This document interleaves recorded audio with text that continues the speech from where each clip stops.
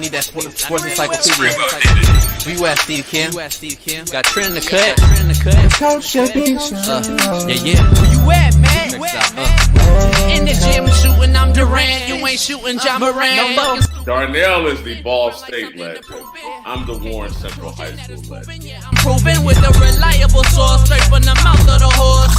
Smitty and JB and Smitty from West Coast to Yost. I love talking ball. It's nice to connect with guys that are like-minded and just are real and genuine.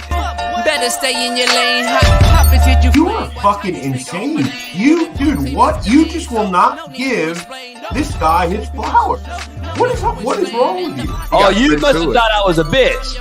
I am him. Use not it. What's the topic? With your logic when I flow. Big Komodo, how it's talking. You gotta get back to letting the baby cry a little bit to see if they can soothe themselves. That's a bar. Issues get pressed so fast it don't get sacked like bags and baggage. Smitty and Jason Brown killed it, yeah, it's a rap. We what the game's been missing, we switched it and filled the gap. I identified him after his third fight, and I said that guy should be a star. I'm so proud of the show, bro. The gas, Smitty and Jason Brown. Coach JB Show.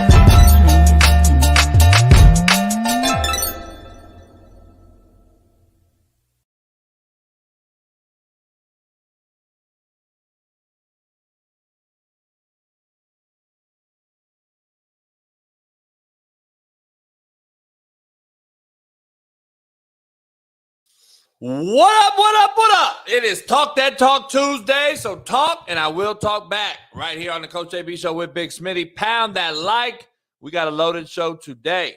Become a member today, subscribe, and become a member of our Discord, Slap Nation. Download the Discord app, find Slap Nation, and plug it in. Plus, our winnable /slap picks are hitting. Cappers from every sport are with us. So I did lose the Lakers last night. We're going to dive into that in a minute.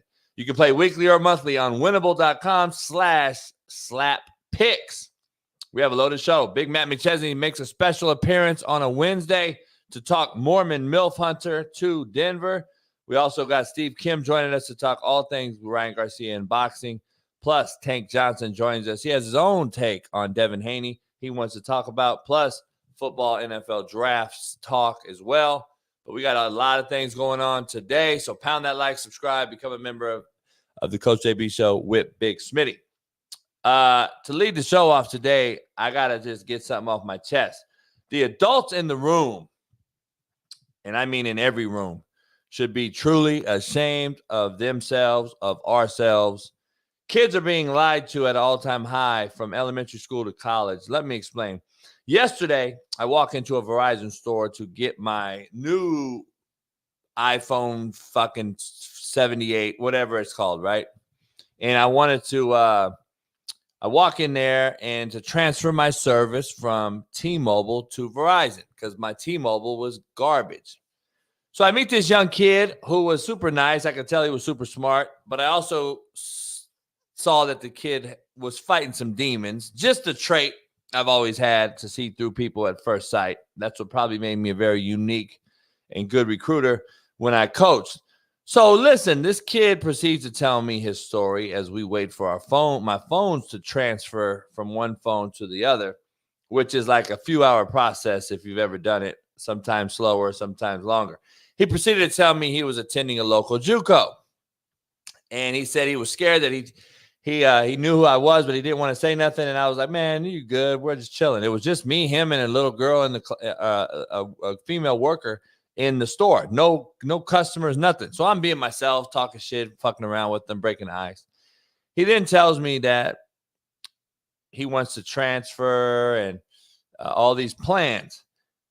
He then goes on to tell me he does not get financial aid because his mom wouldn't cough up her tax records, which is needed for anyone under 24 years old. If you've ever been to college, to apply for federal aid, you got to be 24 to be independent. Anything under 24, you have to have your parents or guardians' tax information. So I asked why she couldn't do it or didn't give you the tax information, and I could tell he was bothered. Then I gave him some side hustles on how to do it as an independent student. and a test that a lot of people don't know about called the ability to benefit test, which is a side hustle a lot of folks just don't know about. But a lot of folks do know about it and refuse to tell these young kids that there's plans out there for parents who don't want to cough up their financial records. He starts crying. And then I told him, dog, listen, don't be ashamed about it. It could happen to anybody. I said, I started breaking some ice with him. I said, you know where fucking Zaire is? And he goes, in Africa? I go, yeah, but where is it at on the map? And he goes, I don't know. I go, right. Nobody taught you where it is. How would you know about financial aid if no one fucking taught you?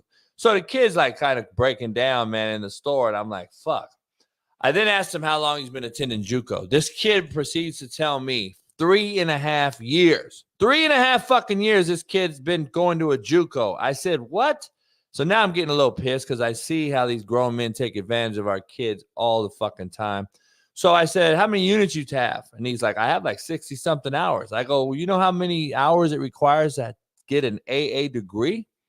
He goes, no. I go, are you on an AA degree plan? Associate of Arts? He goes, no. I go, what are you on? He goes, I declared a civil engineering degree. I said, no. At a Juco? He starts crying more and more as I dig deep, man. I could tell the kid was fucked up. I said, listen, the moral of the story is this. The adults in the room will let a kid pay out of his own pocket and not tell him the things it takes to succeed, all to get money from them. This kid has been going to a Juco for 3.5 fucking years. And he has not an idea how to transfer out of that Juco, which he should be at for 18 months and get his general education out the way so he can transfer to a 4-year institution. He has no clue. He's just lost in the cause, lost in the system. This kid has been to Juco for 3.5 years. I gave him my number. I told him what to do at school today. He's 23 years old. So my moral of the story is this, dog. Do you know how many 17 to 23-year-olds are being lied to and told the wrong shit from youth football to 7-on-7 to high school and now college in this meat market of society? Stop being pieces of meat. Be the damn CEO of yourself. Stop putting your future in another man's hands. And adults in the room, shame on us. Be better and help our youth. Without them, we are truly fucked. That's my lead-in, man. I had to let you know that story. And if you don't like the story, fuck you. But it's my story. Lakers lose heartbreaker at the buzzer as sports begins. Jamal Murray hits a fadeaway shot on the so-called best defensive player in the NBA. The Mormon MILF Hunter traded to the Broncos for Chico stick and string cheese. And yet another QB bites the dust. Shedeur Sanders sends message to the transfer portal. Big Matt joins us to talk about that. Chiefs extend Andy Reid, the GM, Brett Veach, and President Mark Donovan, as they should. I will return to coaching if this happens. Saudi Arabia announces they may start a college football league. If that happens, I'm going back to coaching. But before we begin, my wonderful co-host, self-esteemed Ball State legend, Naptown's finest, 317 Far East Side great, and AR5 defending, Lamar Jackson loving, LeBron hairline having, and Caitlin Clark jocking, Fox Sports' very own Big Smitty. Welcome him in.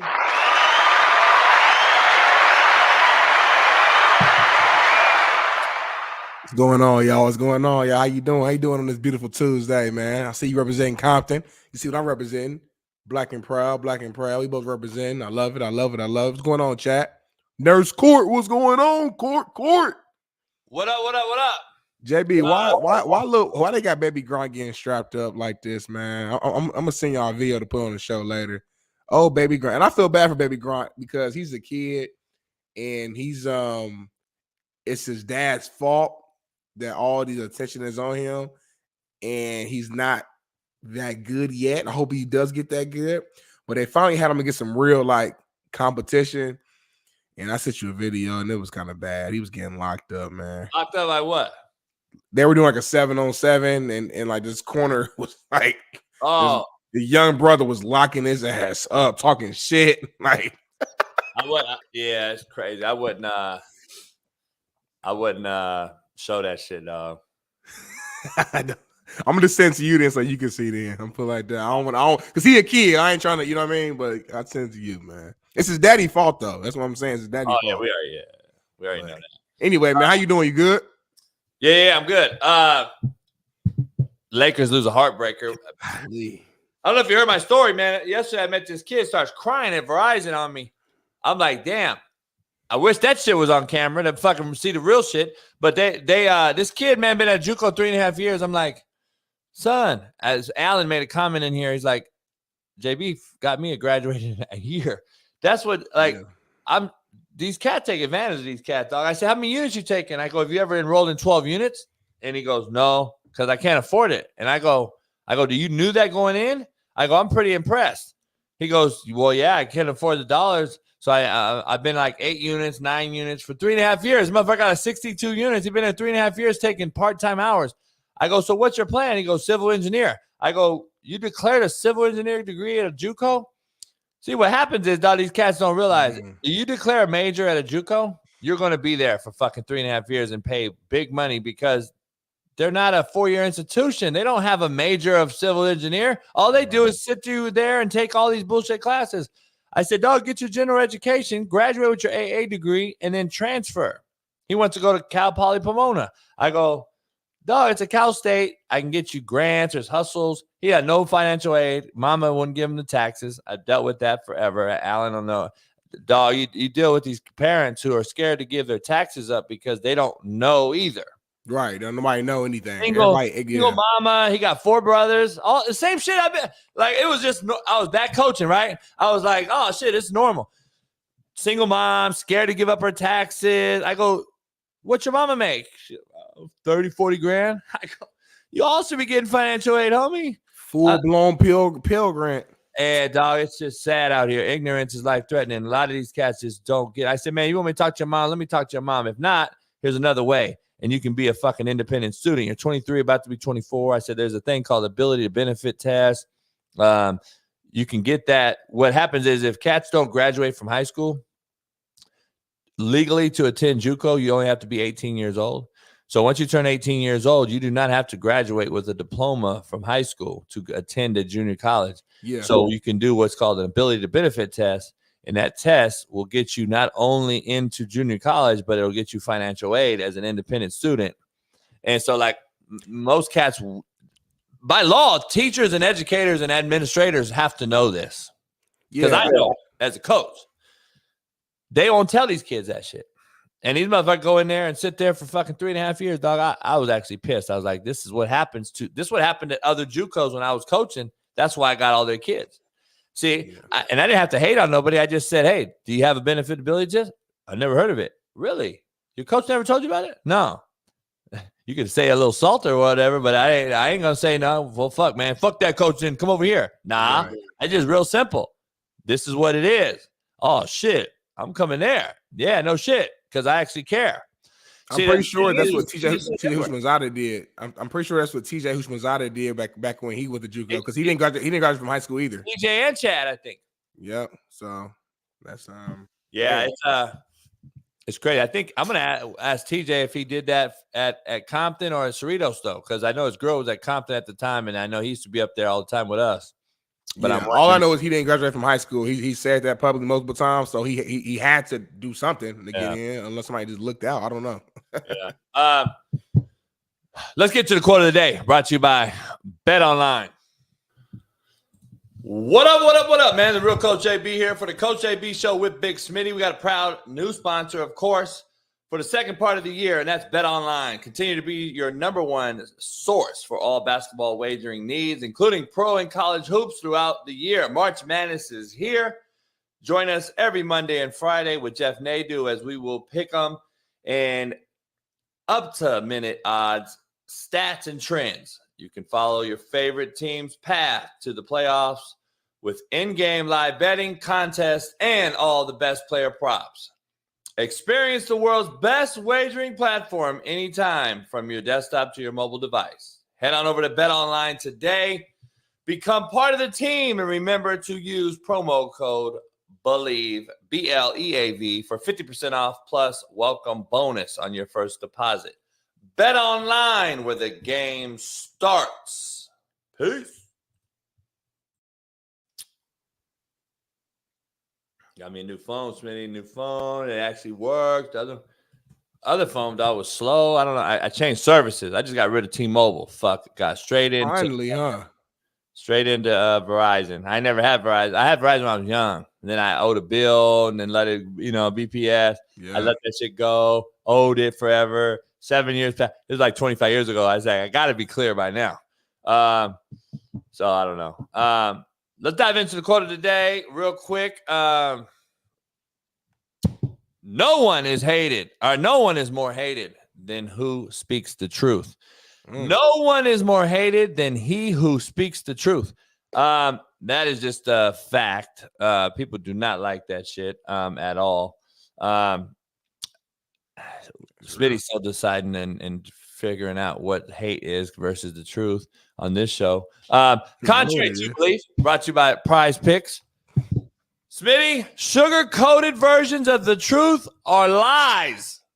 That's Contrary true. to belief, sugar-coated truths are fucking lies. People think that, just sugar-coated. No, that's a lie, homie. If it ain't 100%, then it's a lie, basically. Lie. Poll question. Uh-oh.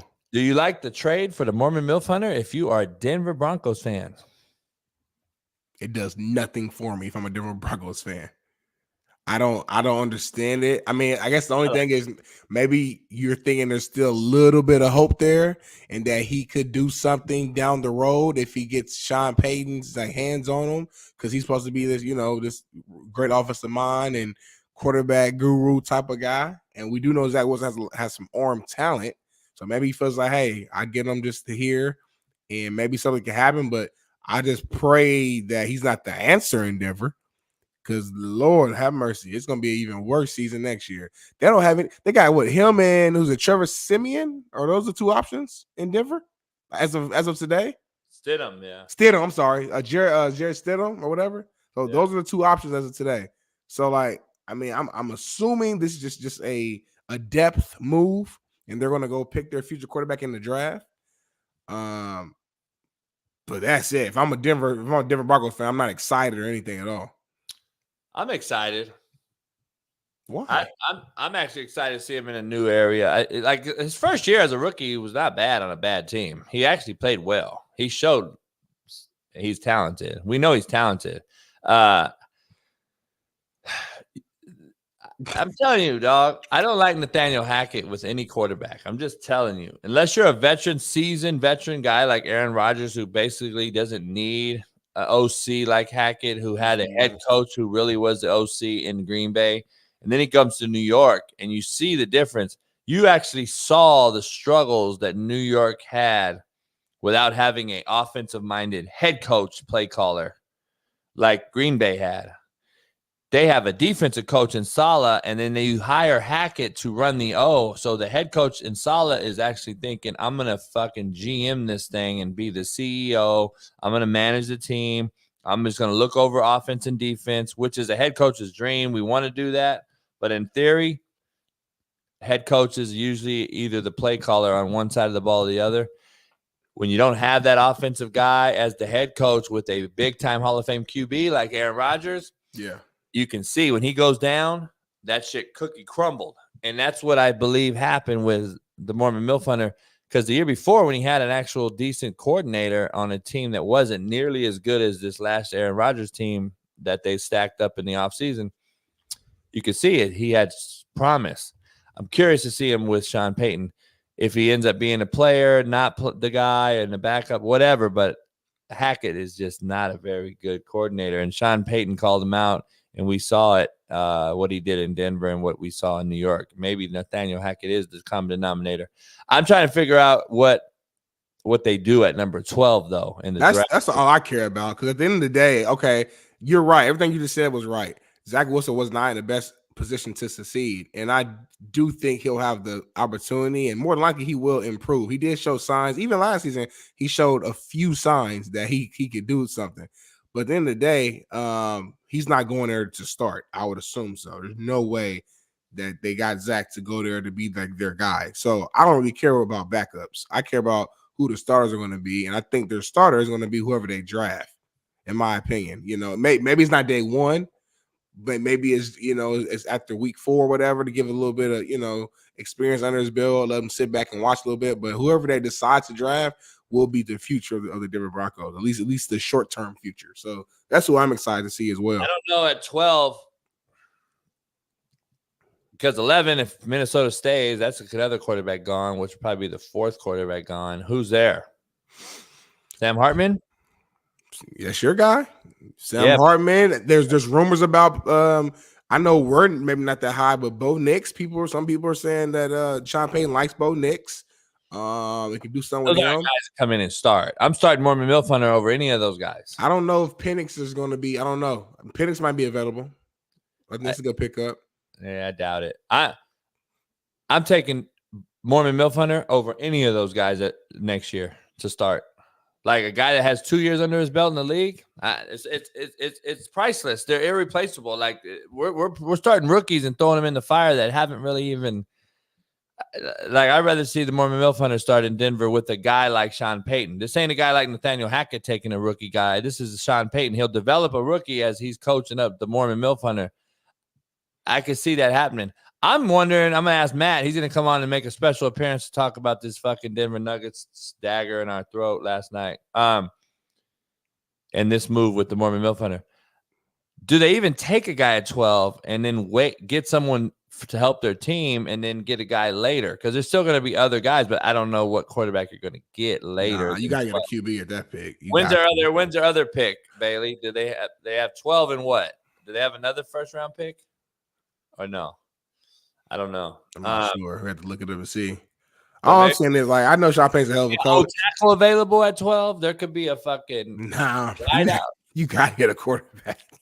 If they don't get a quarterback, I don't know what direction this franchise is going in. And I like Sean Payton as far as what he's shown history wise as a coach, but you need a quarterback in this league, and you have 2 quarterbacks on your roster who can't get it done. Zach Wilson plays better.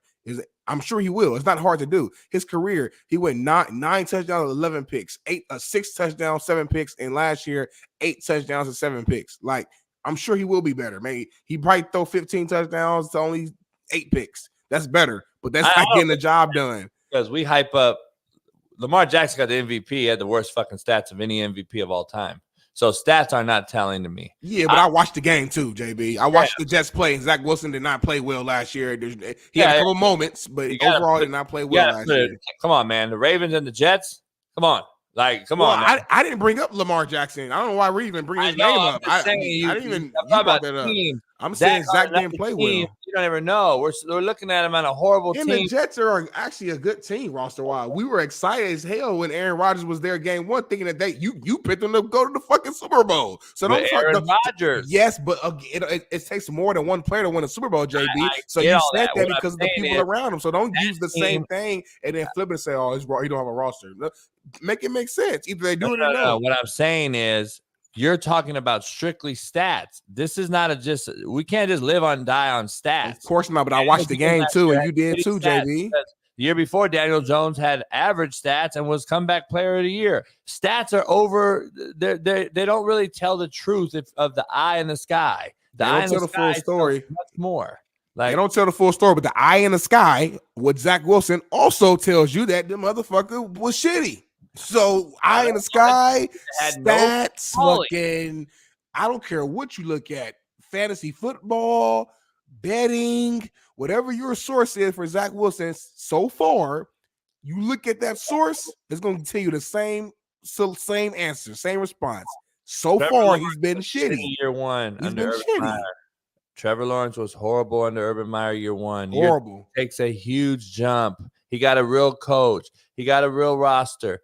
He takes a huge leap. Last year was really what I call his real sophomore slump year. Last year, and you saw him take a little decline. I expect Trevor Lawrence to come back this year because this is now his real 3rd year, in my opinion. Not really, you know what I mean? Not his 4th year. So we're going to dive into that later. But the Broncos picks, they're fucked because they got round 1, number 12. So I don't know if they're going to move that pick or not, but they don't have another pick till 76 in the 3rd round, then the 4th round, then the 5th. They got 3 in the 5th. Then they got number 147 in the 6th. And then they get number 256, Mr. Irrelevant, in the last part of the draft. Or 207 from the Jets, via the Jets, ironically. So they got one shot at this. I don't know who they're gonna take, dog. I don't know who they're gonna take. I saw somebody in the chat say Spencer Rattler. Wouldn't that be something? I doubt it, but it's funny though you mentioned him because like early his freshman year, people were high on. They thought this guy was gonna be a no-brainer, top 10 pick, huge arm, big time playmaker, Mahomes-esque, and then obviously we know Caleb Williams takes the spot and he moves around, and we know the rest is history.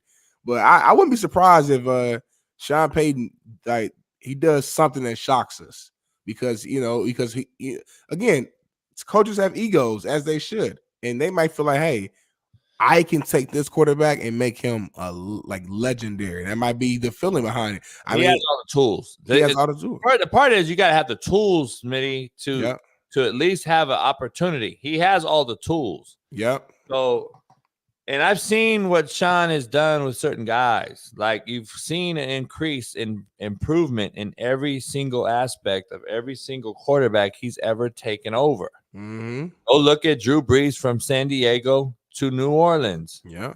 Huge upcry. Look at what Russell Wilson did under Hackett and then what he did last year. Right. Huge uprise. He had better stats than a lot of quarterbacks in the league. Even your boy, when Brees got hurt, what's his name? The tight end, fullback, quarterback, receiver, he played pretty well over underneath him as well. So did Jameson. So did Jameis. So did a few other guys. He's had guys play well. It just look at what he did with Teddy Bridgewater. Yeah. So he knows what he's doing. I'm not worried about him or Harbaugh when it comes to this QB thing. So I just want to see what they do at 12. That's going to be critical. So we'll see. Let's dive into this Laker game, man. Godly. That was just I don't know how you recover from that with this, especially in this era. There's no way these guys.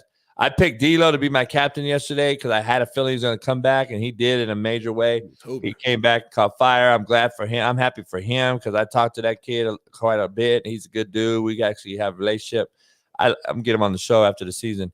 He's a good dude. I was happy that he came and dropped his nuts, let him hang. Was like, fuck everybody talking that shit. And I agree with Charles Barkley. The Lakers always fucking throw somebody under the bus. Every single loss they ever have.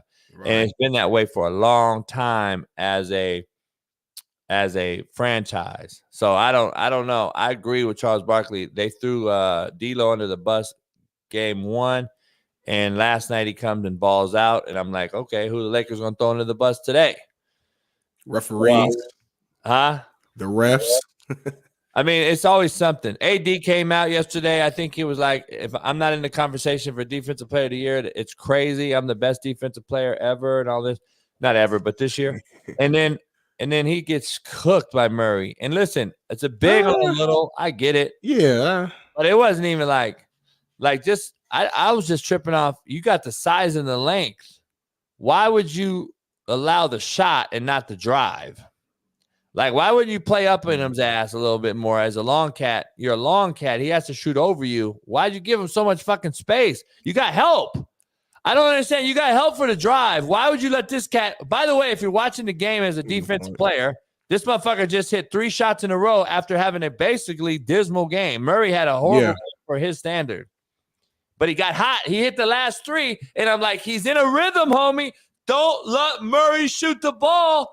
And this motherfucker, I mean, if you look at the replay, dog, there's 8 feet of space. Yeah.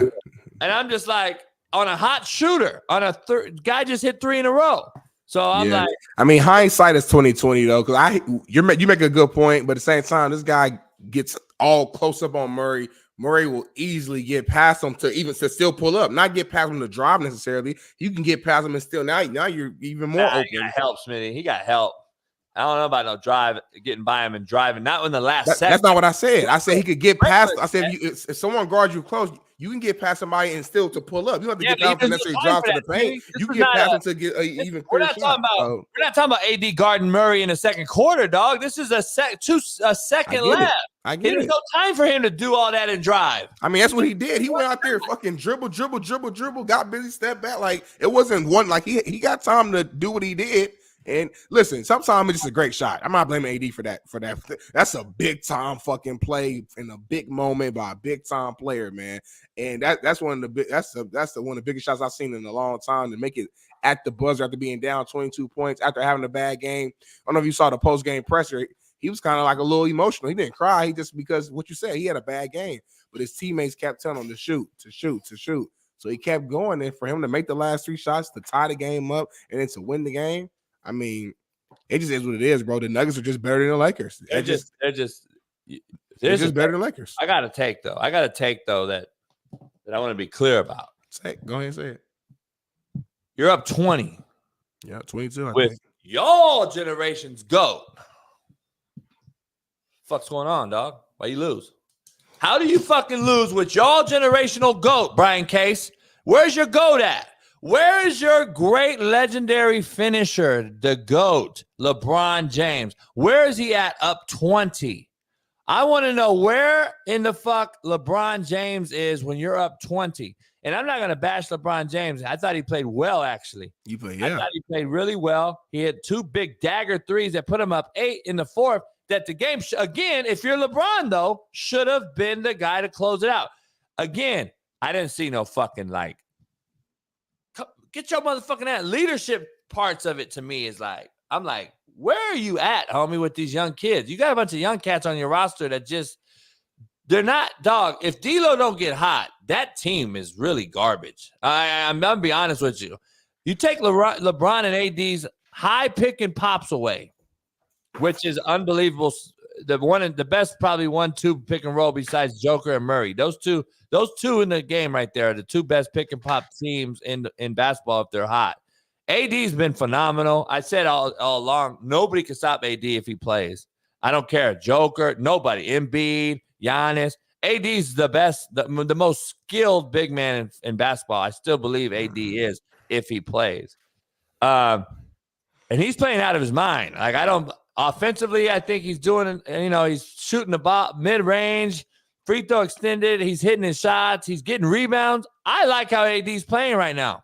Yeah, he balling. Only thing I didn't like last night, he didn't score in the fourth quarter. I didn't like that. And that's my thing, though. Where is LeBron at when it comes to facilitating when you're supposed to be the best ever, and it's the fourth quarter, and you're up 10, entering the fourth quarter? So you've lost a 20-point lead. You went to 10. Then you get it down to 5. You go back up 9. And then you lose the game, obviously. So where is the control of LeBron James in the game late to dictate the pace, to dictate the pick and pop, to dictate getting AD the Brock, the guy that's the hottest guy in the game? You don't get AD the ball. And I'm like, damn, Reeves is a nobody in the playoffs again. I said it last year. I said, dog, he's cool in the regular season. In the playoffs, the motherfucker's a no-show. Hashimura is he had a great playoff series last year in the playoffs. This year, I think they're looking at LeBron and AD run this 1-2 pick and roll, and they're just standing around. The ball don't move, dog. And if LeBron gets, he only had 14 points on me until he hit 2 threes late. He ended up getting 26. I'm glad I picked him and had to over 25. But this motherfucker hits 2 threes, or he had an abysmal game on offense until he hits a few late threes. I just want to know where he's at as the GOAT, and you're up 20. That game should be cleat on your throat, Smitty, and choke these cats out. Up 20. You had a buffer. And I know you're in the altitude, and I know you're going to get tired, and I know all that shit. That's my point with this team, dog. There's no, nuts and guts to say, all right, dog, we could sleep on the flight home. Let's just suck it up for fucking 2 more minutes. Right. Man, these motherfuckers, dog.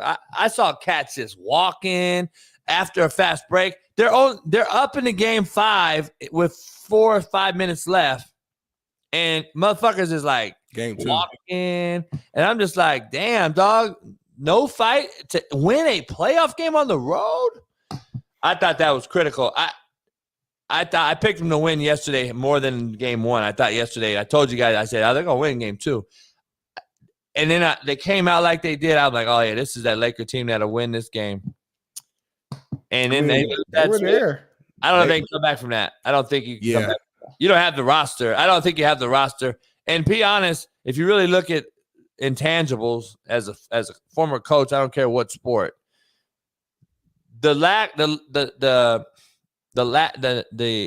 guess the inability to have Vanderbilt. Oh yeah, Jared Vanderbilt. You don't have no perimeter 3-and-D. You don't have a perimeter defender when you have Vanderbilt on the court, and then you had Vincent, who missed all year, who was their other 3-point shooter. Yeah, and then Prince is coming in and out, and then you don't give AD really any break. At least Vanderbilt is another forward/center. You can throw him in a couple different spots, give him a couple of. They really miss like a Dwight Howard, a rotational big who just a defender. What's my main man's name? The light-skinned cat that was there a couple years ago. He's now, I think, with Denver. Shit.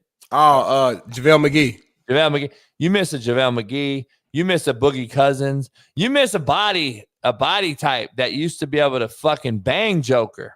Yeah, they ain't got no bangers in there to even keep Joker off the free throw line extended. Like, this cat gets down. Once he makes one pivot, he's at the rim, and there's no friction. And I'm just like, man, that's what the Lakers wanted on the bubble. They had, at least when they beat Denver, they had fucking rotational bigs that could jump. That was a different team, though, too, though. But we had Rondo was a veteran. LeBron was younger.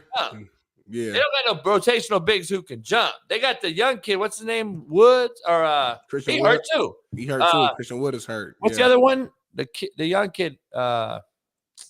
Well, Christian Woods got you talking about first. I don't know who you're talking about now, but the other one, he got hurt, and that's supposed to be our other big, who could give him a little bit of a rest. So, listen, I just think sometimes a team better than you. I know we're trying to find an answer and find out whose fault it is, and all this and that. Hayes. Yeah. I think sometimes a team's better than you, man. Like they weren't better last night. Yeah, well, they were. Like for the first half, they weren't. For the first half, they weren't. But the Lakers were the better team last night, and you have the GOAT. You have the GOAT. The game should be over. You have the GOAT for a half. But I will tell you this, JB, and you know this. They were leading 4 minutes left in the game, and yeah, because it was such a big hole that Nuggets were playing catch up. But Lakers got outplayed, in my opinion, in a lot of the second half. My thing is, a 20-point league in today's era is like a 10-point league. Like, it's not the same impact you used to have in the early 2000s or obviously 90s or 80s, because there's more possessions, and bigger than that, the 3-point shot changes everything. We've seen 20-point leagues go away like this all the time. So I think what happened was, man, like, LeBron can't sustain greatness throughout an entirety of a game at this point in his career. So he has to pick and choose in spots. Like, okay, 5 minutes here, I'm gonna go hard, then I'm gonna chill. 5 minutes here, I'm gonna go hard, I'm gonna go chill. That's what he has to do. He does not have it in his tank anymore to just go all out, balls out for 4 quarters.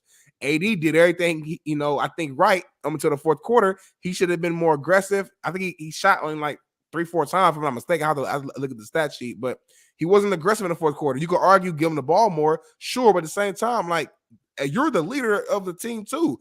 Give me the ball. If Shaq was there in his prime, give me the fucking ball. Like, that's the type of mindset you got to have, because you're hot. Like you said, to your point, JB, they could not stop AD, so you have to force the issue. D'Lo, amazing game. Obviously, he cooled off a little bit in the second half, but he was so damn hot that you couldn't expect him to continue to just make every single shot. Like, he was making every single shot to start the game. So that's not realistic to sustain. If you watch the game, he cooled down when LeBron got ball handed heavy. LeBron doesn't rotate. The ball don't move when LeBron's in there and just walks it up the court. Like, dog, there's no movement. When you see LeBron out and D'Lo gets hot, because there's a rhythm, there's a rotation of the ball moves. They get the ball across the court. Dog, LeBron slows their game down so much for the young cats that listen, we know how great LeBron is. We know all that shit. I'm not saying they would be anywhere near this team without him, but let's be honest, like, he's at the point where You either have to go get you some fucking real deal wing players who can shoot the rock, who are young, or you have to go do something with LeBron himself. He's pushing 40. Like, listen, we know how good he is, but you can't win in this league of made up big threes. Basically, every team has pretty much a big three now that's any good.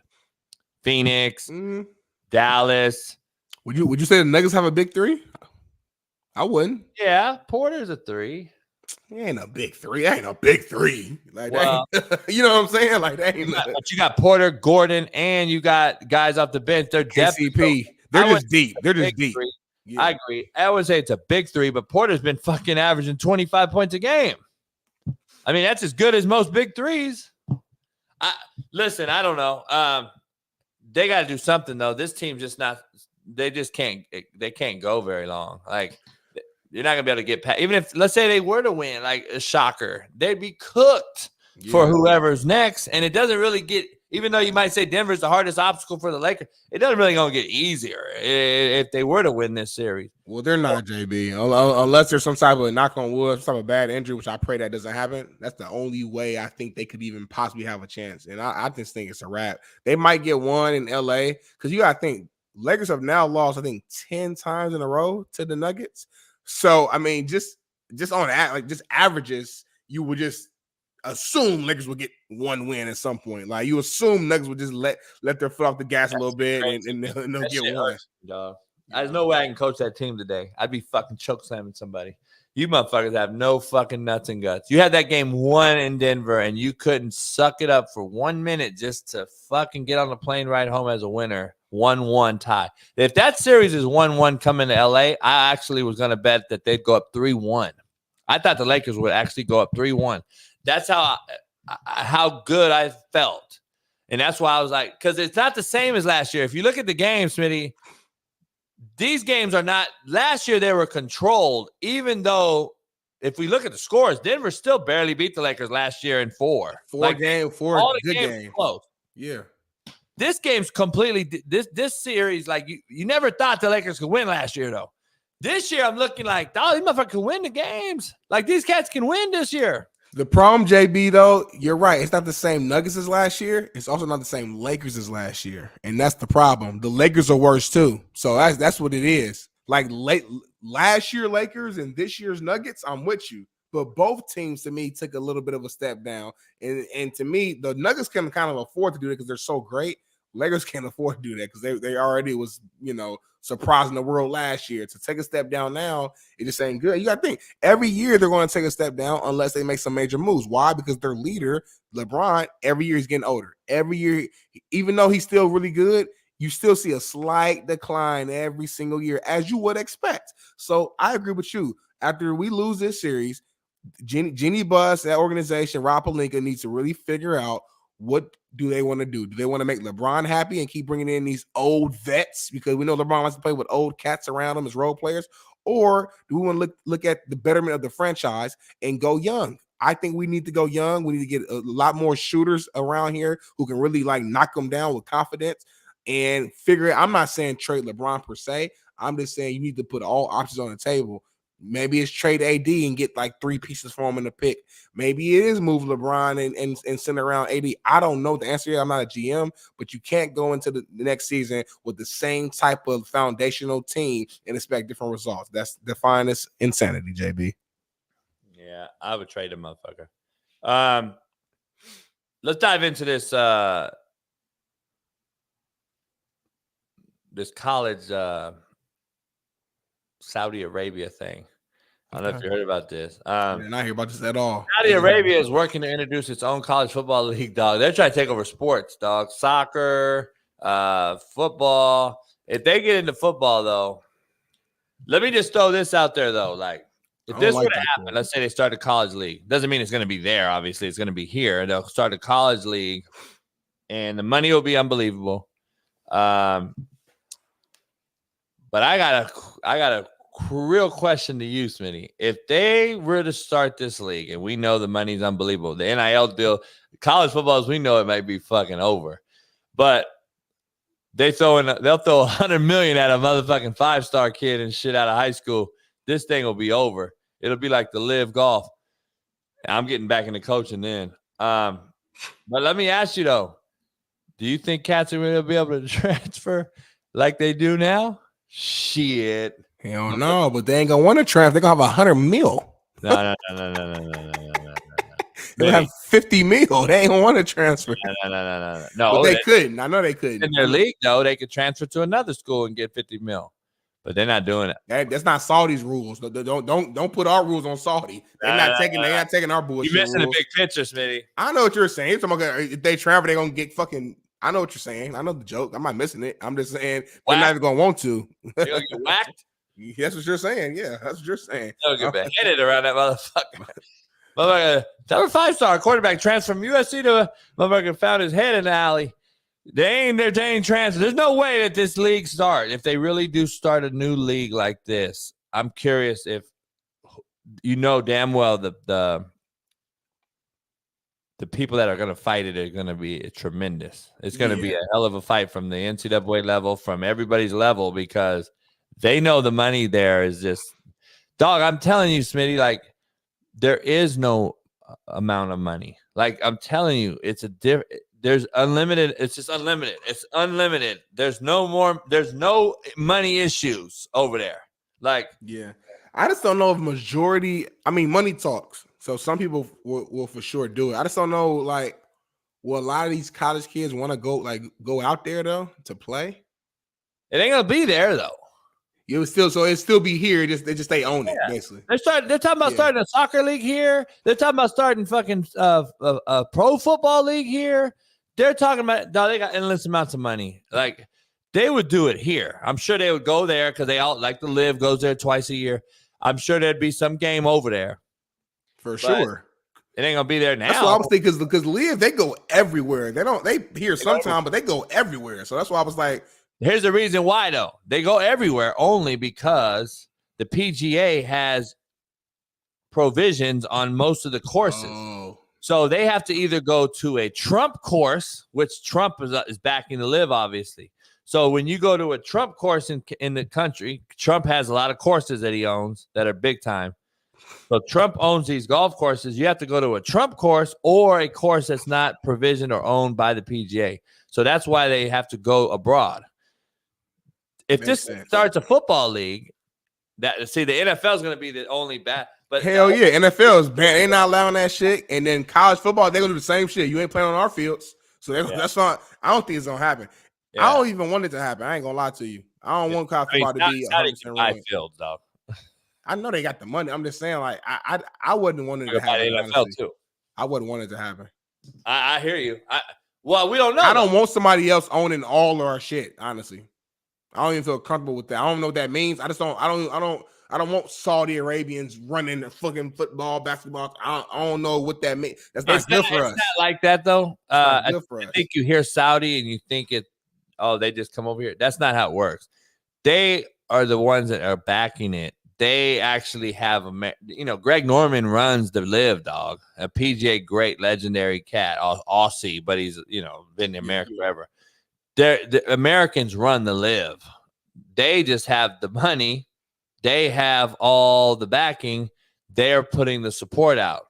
Just like you and I taking a job, you want the collective. We don't give a fuck who the collective is.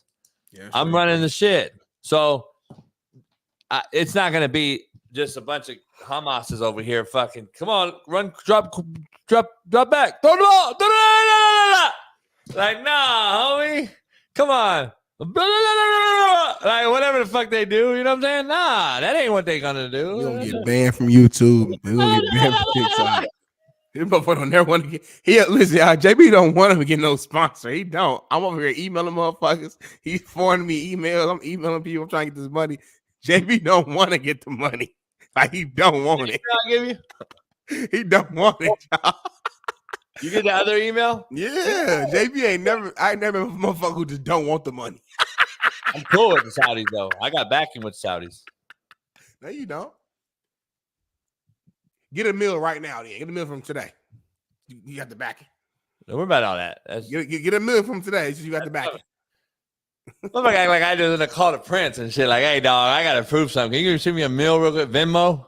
You said money ain't shit, and you said you got backing. All right, and you got backing. So let's get the motherfuckers. Let's throw $1 million. $1 million ain't shit. They know I'm cool. They know I'm cool with them when I do the la. All right, keep fucking around. Hey, some breaking news here at KTLA. The death of the legendary Coach JB Jason Brown was beheaded actually last night at his house. Hey, why you always gotta be beheaded when we talk about it, like cartels, Saudi? Because they proving a point. He's trying to let us send a message. How we always gotta be a beheaded motherfucker? I think it would just be like just shoot me. I don't know. I think movies have fucked us up about how we look at other cultures. No, I'd be stoned out in the back. Like tied up and shit like Jesus and just get stoned to death. Like, damn. Damn it. All right. Let's dive into this. Mahomes denies Saturday Night Live hosting. Oh, really? Still scared because of bad experience. Scarred. My bad experience of his speech at the ESPYs. I mean, JB, this is nothing, JB. Like, I mean, do you have a strong... Remember, you got a strong take? Shit stacks up, Smitty. Okay, stack it up for me. Okay, what did he say last week? I don't know. Tell me. He wasn't going to tell anybody about what he thought about presidency. He didn't want to vote for president. Now you don't want to go to this. This motherfucker just keeps that. Let me ask you this, though, is the question in the debate. Stack it up. Because I don't see nothing here. He said no to something he didn't want to do. Are athletes starting to get back in their lane and leave politics, leave all this other noise out like it used to be? See, athletes didn't get involved in that shit back in the day, Smitty. You were probably too young.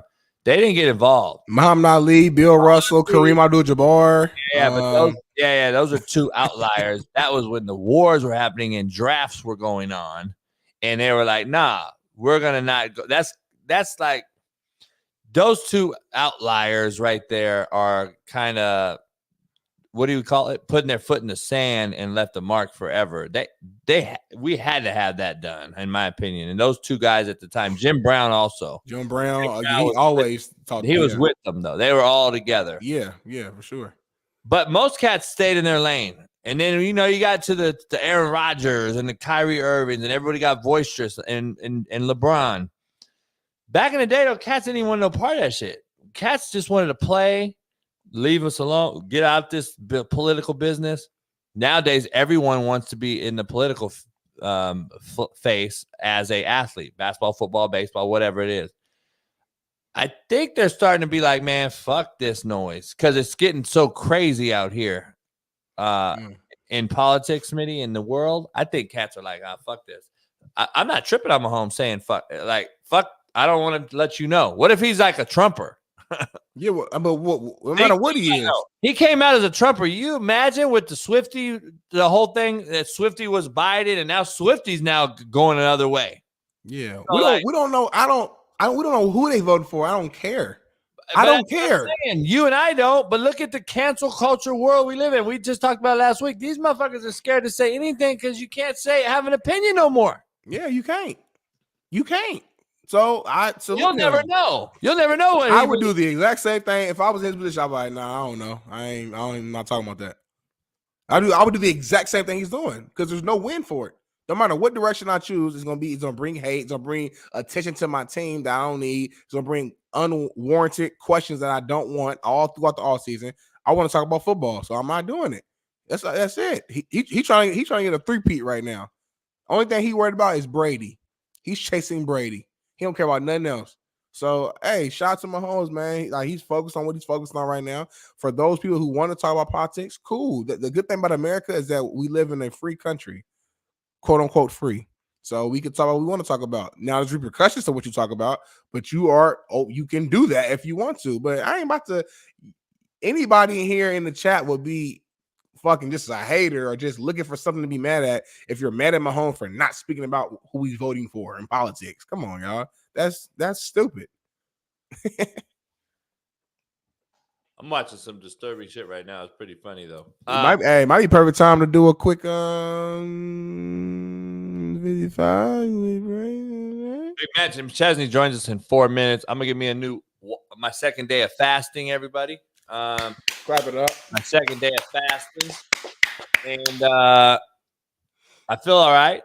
No food, no nothing yesterday. All water. I'm doing it all week long. Thing is, are you fast? I could fuck around and lose 20 pounds. Yep. And I eat a steak on Saturday. I'll be back 30 pounds. You can't eat a steak. You got to slowly come back into who you are. Can't eat no carbs, though. It needs to be a lifestyle, JB. I'm gonna be real. As your friend, your homie, if you're trying to lose weight and sustain it, you can't just fast and then go back to doing bullshit. You need to stop smoking as much. You need to put that fucking liquor down. You need to eat more veggies and fruits. You need to eat less fucking.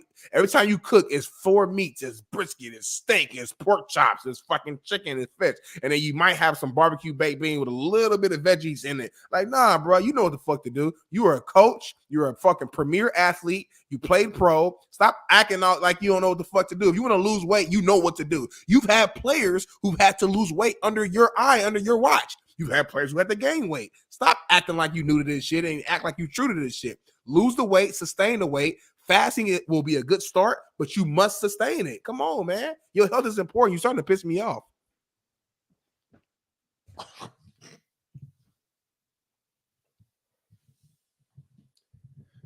Take 4 minutes. We'll be back with Matt McChesney. I'm going to go drink some water. We'll be back in 4 minutes. Peace.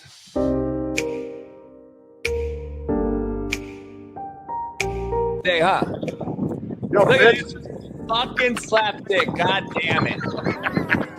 What up, bitch? Look at this fucking hat, bitch. What's going on, Pat? What are you lying about today? What are you lying about today? Everything. Hey, it's good seeing you. It's good seeing you last week. Appreciate seeing you last week. Thanks. Yeah, thanks for coming out. Pat lost more weight. Pat looks slim. Pat lost more weight. I've gained fucking weight. Pat look in shape like me. Get it? There we go. Yeah, we see him perfect. Ooh. You striped it, coach. It's right at the pin. Right at the pin. And look at his shoes too, y'all. Zoom in on Pat's shoes right now. Golly. Was that a fucking home, coach? Probably gotta call. We might have to smoke a ham. Yeah. There's nothing better than that. Yeah. Nah, that's like, you know, I say there's 2 things undefeated: pussy and new pussy. But these guys don't. This is the realest show on planet Earth. Everybody, sound the like. You get inside. Corral, Trump. Hey, the court's unbelievable, huh? Of course, unbelievable. I mean, it's out the pin right now. Hey, thanks for the invite. Never come. He can't invite you to everything, JB. Golly. No, I can't even go to the shit. He invites me all the time. I fucking can't go to it. Why can't you go? 2 fucking dinosaurs at home. Well, then you gotta come watch the dog, Smitty. I'll go. Nah, go fucking send them dogs somewhere else.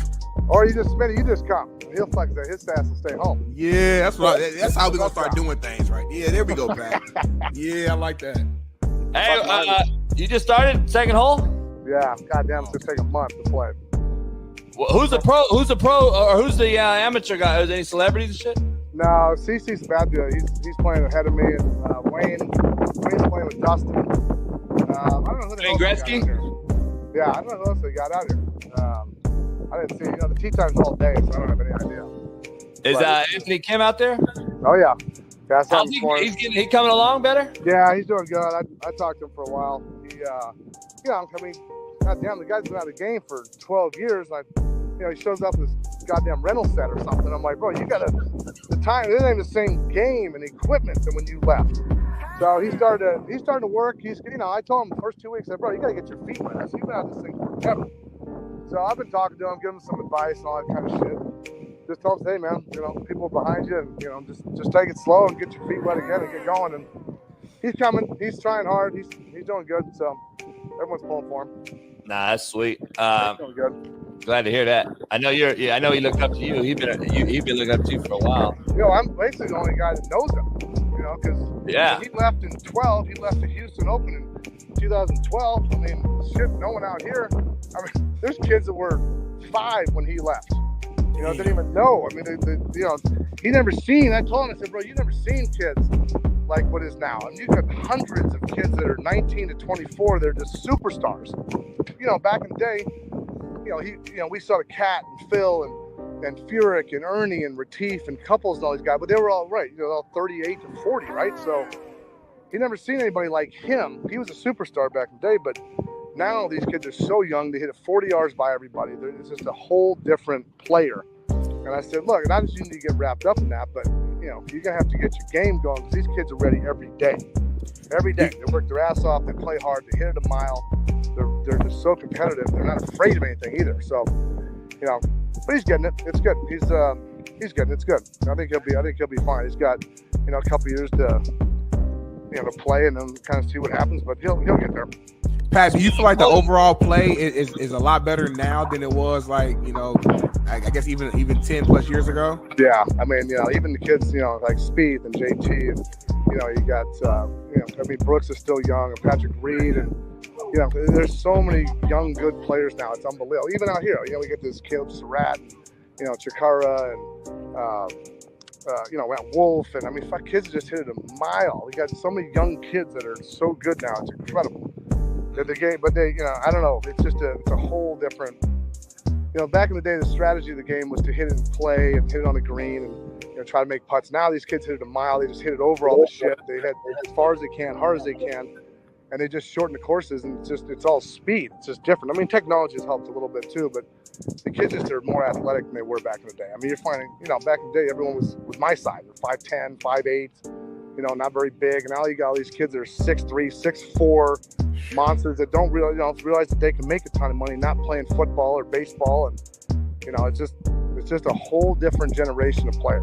Yeah, JB. Incredible. I mean, our athletes are a lot better than your athletes, JB. Is what he's saying. Pat. Now again, he's talking golf, not fucking basketball and football. They're worse than ever. Hey.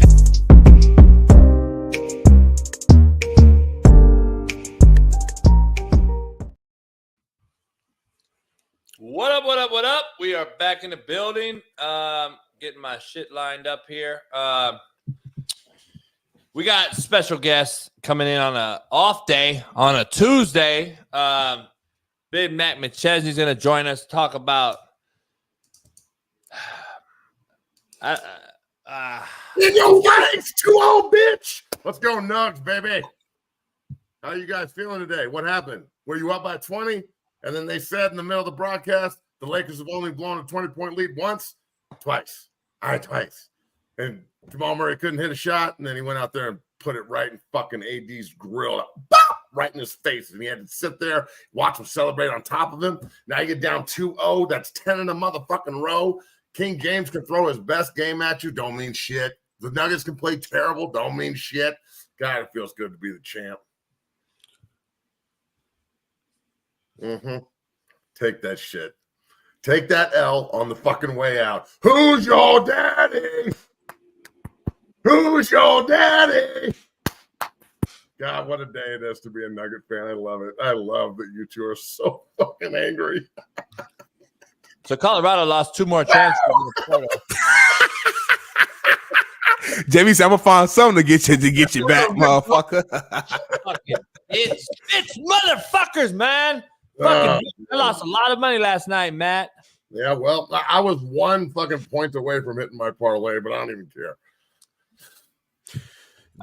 Matt is making me hate the Nuggets now. Matt's making me really root against the Nuggets. I want you to hate us.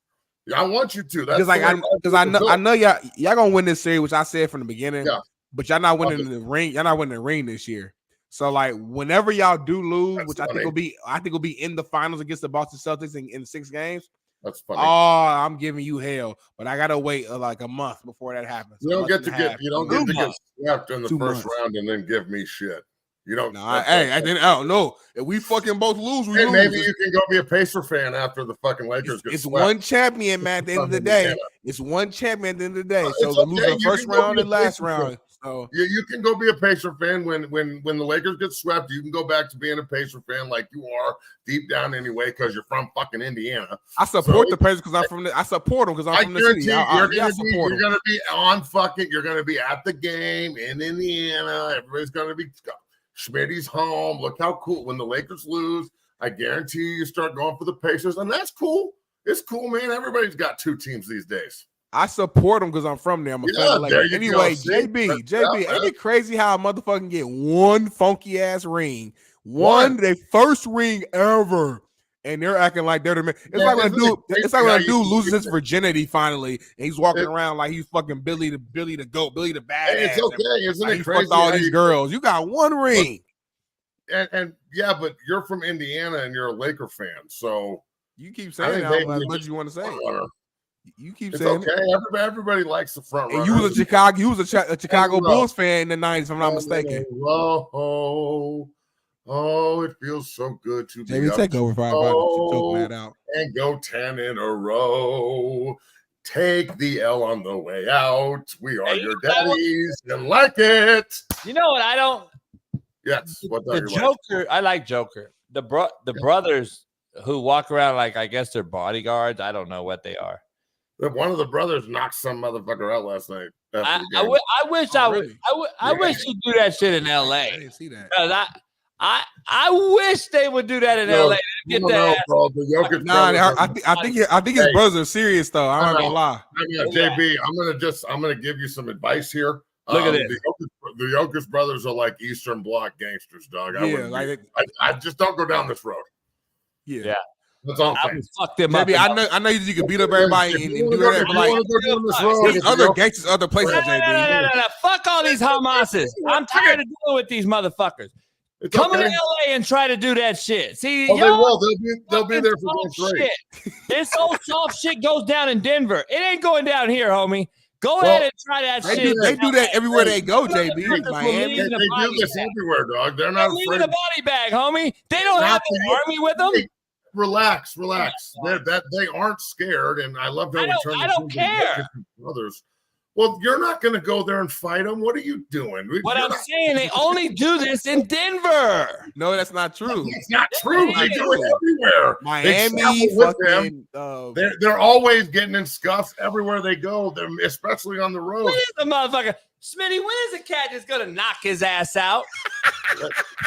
He always, the one brother always walks up. I love how you two have turned this into like Jokic's brothers because you don't want to talk about the fact that you've lost 10 in a row. Don't say you two. JB brought it up. I'm just supporting my host. I'm supporting my host. Jokic's brothers are not fucking punks, so I'm not going to. We got to cover it, Matt. We got to cover it. All right, let's dive into Mormon Milf Hunter. It's the Mile High Milf Hunter now. Okay, Mile High Milf Hunter. QB1. It's QB1 for you, Matt. Mile High Milf Hunter, great name. That's what he'll be called moving forward, amicably. All right, so let me break this down. So he got traded for a Chico stick and a chewing cheese, another quarterback that got traded for nothing. The Denver Broncos, though, fast forward to number 12 pick on Thursday, 2 days from now. We'll be discussing tomorrow. That's it. They got number 12, Matt, and then they don't get another pick till the 3rd round and then the 4th. And so this 12th pick is very critical. Is this their fix for 1 year, or do they still get a rookie QB at 12? Because they need a lot of pieces, right? I mean, look, we have to understand that they're in the look bad, play bad era, and now their uniforms are garbage. They went out and got the Mile High Milf Hunter yesterday afternoon, which is just – it might be the worst day in Broncos history if you put it all together. I don't want them to pick a quarterback at 12. But if they do, I don't think it'll change the outcome of the season any. If anything, you'll be playing a rookie quarterback that's getting fed to the wolves and probably doesn't perform to the standard that everybody wants him to. If they do that, because the team is poor. Let's just be real. It's a bad roster. And if they're trying to just break it down brass tacks right now, you may want to just you may want to trade back from 12 and accumulate picks. You're talking about the fact they don't have second rounders and like they're hurting for draft picks because of the Russell Wilson debacle. So You got draft picks for Judy. See if you can move Cortland Sutton, who's disgruntled and wants a new pay, wants a new deal, which he probably won't get a good one from Denver. See if you can move back from 12 and accumulate more picks. See if you can get 2 first-rounders for that pick. That's what I would do. Sean Payton, in his history as a head coach, has never taken a quarterback in the first round. I don't think that he will this year. I just don't. And next year's group, I don't know if it's any better than this year's group. I think this year's group, they might have more dudes, but we also haven't played next year yet. So we'll see what happens with all those quarterbacks coming up. But look, bringing in this kid it's tough for me, bro. He is terrible. I mean, he is just god fucking awful. And I'm not trying to just hate. I don't play quarterback, but it's not a fix. It might be the worst quarterback room in the NFL. I mean, in a long time. Stidham, DiNucci, and now the Mile High Milf Hunter. This guy is really. This is he bad. He bad, man. He's bad. Well, I will say this: if you want to get the first pick next year, this is the road to go down. Oh, right. I mean, what the fuck? If they're trying to get the first, second, third pick next year so they can get an elite signal caller, this is the road to go down, bro. I mean, this is start Wilson or Stidham or fucking DiNucci and fucking DiNucci and then fucking roll and see what happens. But I'm concerned, but I didn't think they would be good next year anyway. But they sound like they gave up a lot to get him. I have to watch this guy play for the Broncos now. I already had to watch him as a Jet. Now I got to watch him as a Bronco. God damn it! I didn't even think about that. All your teams keep picking him up, Matt. Damn it, man! He's so terrible. Are y'all cousins or something? Like, what the hell is going on? Come on, I'm not a fucking Mormon. Give me a break. I'm a godless heathen fucking atheist. Don't disrespect me. Okay? I'm saying this. If you want the number 1 pick, start this kid, and everybody in Denver, hide your mamas. Oh, did I say something about religion and everybody gets offended? Shut up. Who do you tell to shut up? Nobody's even talking. Is it the chat? Is it the problem. chat? No one even said anything. I don't even care. Somebody said Literally, something. no one said anything. I took a sip of water. JB smiling, and we got to shut up. I'm like, damn. Sprays everywhere, dog. I like the Mile High Milf Hunter. That actually sounds good. All right. I like him more than you. I think he's You all right. would. I think he's all right. I like Sean Payton with him. I fucking hated fucking Hackett with anybody, with any quarterback. Hackett's terrible. So here's a why didn't they get Justin Fields? If they were going to do this, they should have got Justin Fields. Hey, look, there's a good question. They only gave up a 6 for Fields. What they give up for the Milf Hunter? A 6th and 7th or something? Chicken stick and a fucking string cheese. Yeah. I'm just saying. Piece of rolls. Shoes. Look at all the quarterbacks that have gone for nothing. Let's talk about them. You got the small-handed Pickett and Stillers went for nothing. Justin Fields, nothing. Mormon Milf Hunter, nothing.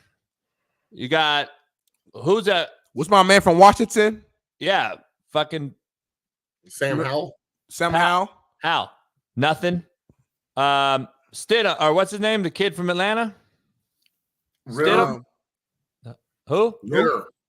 Ritter. Nothing. Chico Nothing. Stick. All these dudes. Jameis Winston, Chico Stick. They're just nothing. They're nobody. It's just bad quarterback play, and they're willing to get rid of them quick. Well, they sure are willing to move up in the draft and give away a ton of capital to get these turds, though, too. So, I mean, is it just a super evaluation problem in the NFL right now? Is it? I understand there's need, and you've got to go after one of these guys and to get them, but I mean, holy shit, man! Is it evaluation or is it just in the 3rd and 4th round? Yeah, well, the guys in the 3rd and 4th. Just what you have to pick from. Well, it may be what you have to pick from, but it might also just be. I don't know. Some of these guys in the 3rd and 4th round might need to start getting more opportunities than they do than the guys just in the 1st. Because at this point, like, what do you have to lose? If you draft a kid and he never even plays in the 5th, 6th round, and you don't really see what you have and you don't give him an opportunity. The Howell kid was pretty good for Washington. He was a fifth round or something like that. So I don't know, man. The quarterback problem in the NFL is just that, a problem, and it is bad. It's as bad as you can fathom. I mean, the Jets gave up a ton to move up and get this kid. A couple years before that, they gave up a ton to move up and get Darnold. At some point, you just have to think like maybe it's a developmental problem, or are all these guys just extremely overrated, bro? It could be what it is. If your Broncos if they do decide to stay at 12 and they make a pick, who do you like as a former player for them? Who would you want them to grab? You know, is there a certain name? Obviously, depends on who's available, of course, but just like if you pick of the litter, like who would you want them to pick? Is a certain position group that's more of a need? Look, I'm always big on picking offensive linemen when you're in this position. I would trade back and then, you know, maybe accumulate 2 first-round picks and get 2 offensive linemen or an offensive lineman and a defensive lineman. When you know you're going to be shitty, that's the way you build. And especially if they've got to replace Bowles. He's on a 0 guarantee last year of his deal contract. I doubt he's back. They just signed McGlinchey and Powers to huge deals, but then renegotiated both of them this offseason. So the writing's on the wall there. One of the 2 probably won't be back next year. So then you're back in the what do we do at tackle situation in Denver, which has always been a problem here. I would go best offensive lineman. I really love the kid from Washington, the left tackle. But a lot of people are saying that he's going to be a guard, which, again, they're going to need a guard too.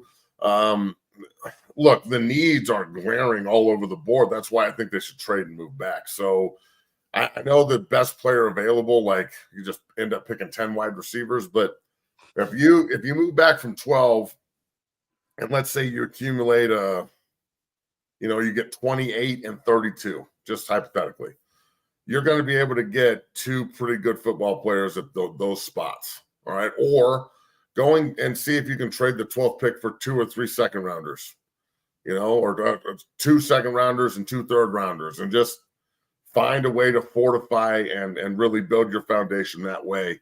The more the merrier here for the Broncos, because they're going to lose a lot of guys in free agency. They're going to need to replace them with the draft. I don't know if the free agent market is the right way to build your team. It might be the right way to give your team a little bit of a boost as they're chasing a Super Bowl. But I don't know if you can just build in free agency. Like Baltimore's already got a foundation. Adding King Henry makes sense. King Henry going to Denver to rebuild, that makes no sense. So they need to do it through the draft, and the more picks they have, the better. And they are starving for draft picks. I don't know how many they have this year, but it's not a lot.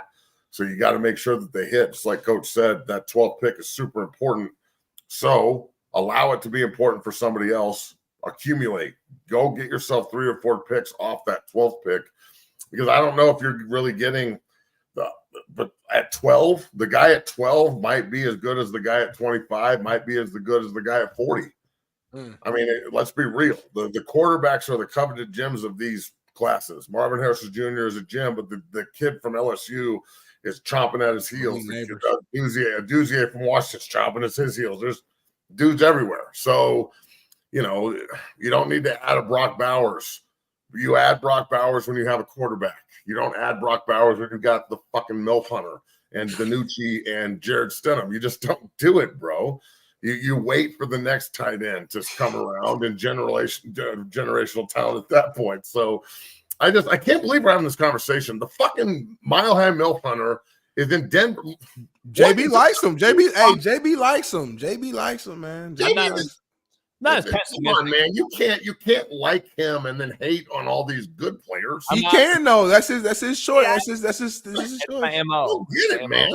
My MO. JB feels bad for quarterbacks like Zach, who get nothing but negative, us going at him. So he kind of defends them. And then the guys who he feels like gets all the praise, even though it's earned, he has to be the guy. JB's the balancer, Matt. He's the guy who has to balance everything out. If it's too much hate, he's gonna bring in love. If it's too much love, he's damn sure gonna bring the hate. Oh, we know that. What he's gonna do. This motherfucker hates everything. He's gonna bring. Now let's be honest. Hate. He like Daniel Jones. He like Sam Darnold. He like Zach Wilson. Why? All I tell you the truth about it is that these quarterbacks like Daniel Jones and the Mormon Milf Hunter have had horrific fucking first couple seasons and rosters and coaches. Gone through several coaches, gone through shitty rosters. Let's just give them a shot. Let me ask you something, Matt. The same thing. Why are you so hard on him? To your point, Matt, let me ask you a question and just give me. Kyler Murray had shitty rosters. Why is he terrible? Give me a straight up answer right now. You rather draft probably the 5th quarterback off the board at number 12. Would you rather take the 5th quarterback off the board out of this college draft or keep the Mormon Milf Hunter to start this year that has 2 NFL seasons under his belt? Go. I would rather keep the guys they have on the roster than just draft this 5th or 6th best guy. So you rather keep Mormon Milf Hunter playing? Yeah, because they're gonna be shitty either way. So what? Like they went and got this kid because Sean Payton's never picked a quarterback in the first round. They're gonna trade back and accumulate picks. I don't know that for sure, but that's my point. That's my point with these shitty quarterbacks. We're all shit. They're all shitty. That's what I'm saying. They look good coming out of college, but really, let's look at the numbers. Hey, but most guys suck. I'd rather go with I'd rather have gone with Justin Fields over Caleb Williams because he has 3 years under playing experience. He's in the NFL. He's getting better. He's got a shitty roster, shitty team, and shitty wideout, shitty O-line. I said, hey, if we get this guy some help, maybe Justin could be better. Now I'm back to the unknown variable of a rookie. I'm the same way in Denver. I want to see Shaun. I trust Sean Payton and Jim Harbaugh with quarterbacks. I like those two with quarterbacks over fucking Nathaniel Hackett taking Mormon Milf Hunter. I like Sean Payton. I'm not against seeing what they can do. Or like we talked about 2 weeks ago, they either have to draft a rookie and he has to let him have his hiccups and bumps in the road this year and build that roster around that rookie. And I don't know what rookie you're getting at 12. You might as well do that because you're going to have bumps in the road with these quarterbacks on your current roster. I'd rather have bumps in the road with a fucking young guy who might have a chance to actually be something versus the guys in your roster who you already know what you're going to get. Can I throw this out there? Because Matt throws this out all the time. Like people are waiting Shador to a certain team or some quarterback to a certain team. Yes. Can I say Sean Payton maybe wants Quinn Ewers next year? Yeah, fucking A. You could absolutely this year you rock with whatever. Sean Payton knows he's not getting fired, so they could go 2-15 and get the first pick, and he could have his pick of the litter with the number 1 pick next year with Ewers or Shador or Carson Beck or Dylan Gabriel or any of these fucking freaks out there next year's group. I don't know, man. I mean, that makes more sense to me than trying to pick at 12. Just going with the best quarterback that's there, in your opinion. Now, they move back and pick a second-round quarterback and get Nix or like Penix falls to the second round, something like that. That sounds good to me. That's cool. Good. Bring him in the second. You don't have that extra year. Let's see if he can compete with these other guys. You put one of these other 3 on the practice squad and just roll. But it's not as if your team is set up for failure right now. Look bad, play bad. Go look at their uniforms. Other than the throwback, they are poo-poo. You don't like the uniforms? No, they're dog shit. Look bad, play bad. That's Broncos uniform. Oh my God. The Mile High collection, man. The fucking the sleeve, the mountain on the sleeve is just, they look like the Bears, dog. Which one is your favorite? The throwback. These are dog shit, all of them. They're awful. They look terrible. Terrible. With a capital T. Capital T. Something. I hear you, man. I just feel like you're right. Sean Payton, he knows he's not going nowhere. He has his long contract, but I just think, like, is he okay with us going here and just being shitty again? Like, he's cool with that? Like, as a competitor, they weren't 1-16 last year. They were in the playoff hunt until they lost Christmas night to the Patriots. And they look worse right now. I know paper doesn't mean anything. They're way worse. Like their team has been broke down to brass tacks here. They lost a lot of guys in free agency. They didn't resign and cut some guys and traded some others, and they needed to. And you know what? He had to come in last year and try and make Russ work. That just had to happen because that's what was going on, and it didn't. And I don't know. I think he self-sabotaged it a little bit. I don't think he wanted it to work. Let's be real. And that's fine. That's his right as the head coach, but he gets rid of old, super positive bullshit guy. And look, I'm so glad Russell Wilson's gone. I don't even care if they suck. And this is what you had. This is what you get when you fuck up and make a signing like that. You can't re-sign anybody because you're still paying a salary and you're signing your team. You've got to break it down to brass tacks and rebuild it from the ground up. And honestly, if you give Sean Payton a quality roster, he'll win games. He's a good coach. But he has to find a quarterback, bro. No one's winning these days with fucking, no offense to Trent Dilfer and shit, with Trent Dilfer. It's not the 2000 Ravens anymore. Like, it ain't happening. Even the 2015 Broncos had Peyton Manning at the helm. Like, let's be real. For as good as they were on defense, they still had it. He was shitty. He was just worst year ever, but he was still there. Still smart. Still got a little stuff. Yeah. Like, he's a gamer. He's out there making it happen in the playoffs. So, man, this is a interesting time to be, in Broncos country, that's for sure. But I have no expectations of this team next year. And honestly, every time they win, I'm going to be pissed. Every time they fucking win, I'm like, what are we doing? Why are we winning? What's the point? What the fuck? Great. You're cool with tanking. You like tanking. No, I want them to be as bad as humanly fucking possible. Yeah. The last time, look, I was on it. I don't want them to tank. Of course, you want to go win, but they're in a division where everybody else got better and they got significantly worse. So they're the only team in the division that doesn't have even the Raiders getting Gardner Minshew. That's a move where you can okay, he made the Pro Bowl last year and shit. Like, that might work for them. And they've got a good culture and AP, and they're on the upward trajectory. The fucking Chargers go get Harbaugh, and they've got. He made the Pro Bowl because fucking the other guy wanted to go golf. Well, who gives a shit? He still made it. Yeah. And if I ever made the Pro Bowl, you ain't taking away my jersey from me or coming up with an excuse on why I made it. That he made the Pro Bowl. That's a fact. And then you got the Chiefs, who aren't getting any worse. So I don't know, man. The Broncos are in a very advantageous position, in my opinion, to actually suck and get away with it. Hey, Matt, you didn't play next year and they don't fire everyone. You didn't play in the Flag Football League Pro Bowl, though. Yeah, well, the Pro Bowl was real back in the day. No shit. That's my point. Yeah, hey, but again, it's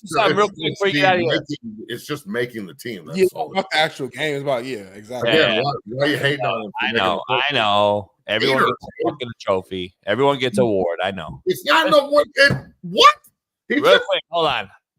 We're gonna dive into this tomorrow. I gotta ask you about this though. If this happens, Matt, we're moving to Saudi Arabia. Well, it's gonna happen here. I don't think they'll do it there, but we're gonna coach because I think we can get a 5-star, pay him $100 million. Nobody can transfer. If money is not an issue, I'm in. Shit, I got a year of eligibility left, I think, if that's the case. It ain't gonna be no issue. And you can't transfer because if you do, they'll behead you. So fuck it. Let's go. I'm all in. Hey, this is my type of league, Matt. We can fucking cuss at them. We can say words we used to fucking say. They don't give a fuck over there. If you go in the transfer portal, they will behead you. I love this fucking show so much. The shit you say, it makes me so happy. I'm so happy to be your friend. Glad you're happy, Matt. What do you think that'll deter? I say I'm glad you're happy, Matt. Well, I don't give a fuck if some softy over here doesn't like the whole beheading thing. Smitty thinks it'll deter sponsorships. I didn't say that. Why? You might get a yeah. Of course, Matt gonna say, motherfucker, because you ain't worried about me making money or not. They ain't got nothing to do with you. Sponsorship out of it. You said what? What if you get a sword sponsorship out of it? What if hey, I be in this motherfucker, behead. Yeah, what if tomorrow's show is brought to you by what if it's brought to you by tubs filled with acid and machetes? How about it's brought to you by Ginseng? All right, Matt. I appreciate you, man, coming on a special Tuesday, Matt. We'll see you on your regular scheduled program tomorrow, and then I had to come on today addressing the team. Hey, look. Wow. I had to come on today and just express my love for how awful your basketball team is. So you two, have fun with your 0-2. It's okay. You'll be down 0-3 before you know it, and then it'll really We'll see you in LA a couple days, man. You guys have a good time. And look for the Jokic brothers, too, since they're so Oh, listen, JB, we outside looking for him. Just best believe that. Damn God, and Jokic too.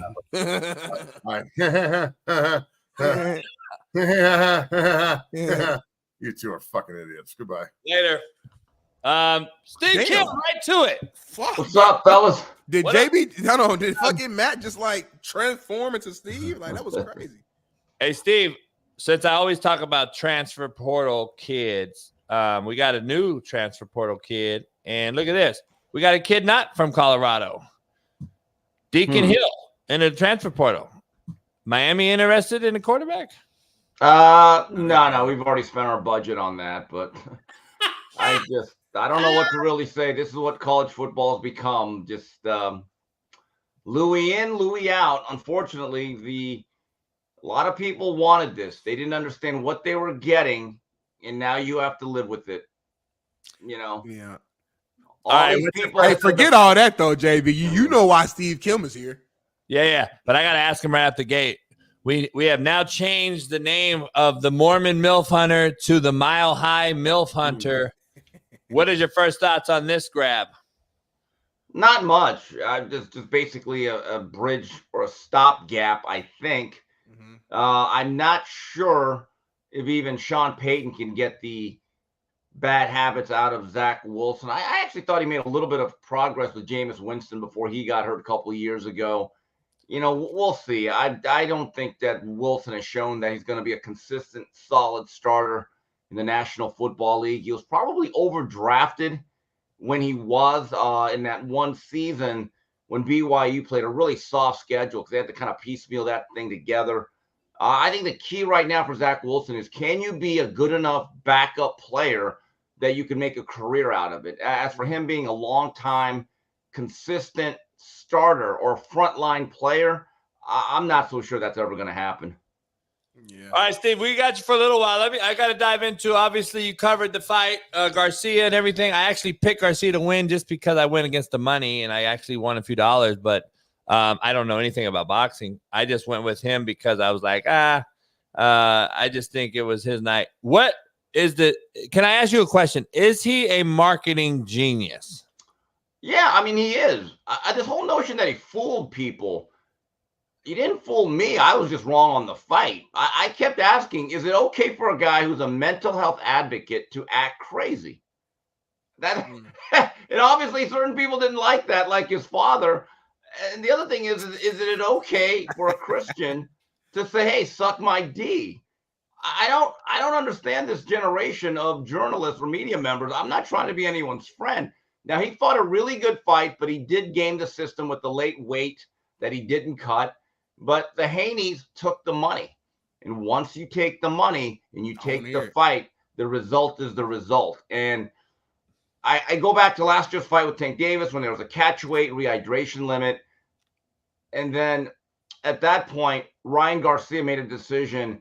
I will no longer be a victim. I'll be a perpetrator of it. And they used it. Haney may need a new trainer or a solid one that's going to be in his corner over the long haul. I think his dad's tried to take over from guys like Ben Davidson. And for a supposedly well-schooled boxer to get hit with the same shot over and over again, the one weapon you have to take away, that is a failure of execution and game plan.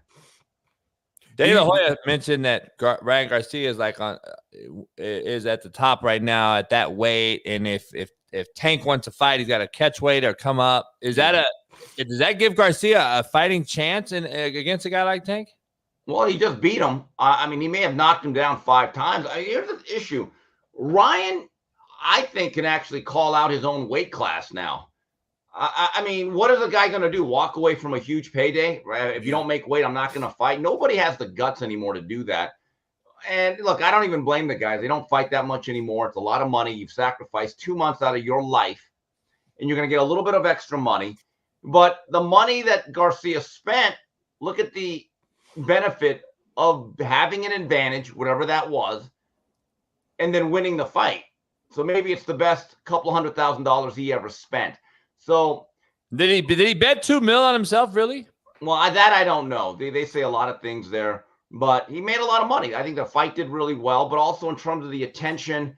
And now the Tank Davis fight, the rematch, probably becomes a fight that people would want. But then here's the issue. Tank Davis is going to say, I beat you the first time. I'm just the biggest draw. I'm the A side. And if we do a weight class, it's going to be my weight class, and we're going to do another rehydration clause. Yeah. Well, Ryan Garcia is going to say, well, wait a minute. You weakened me the last time. So, see, Ryan tries to have it the both ways. Or the Ryan Garcia fans, they say, well, it's only 3 pounds. It didn't matter.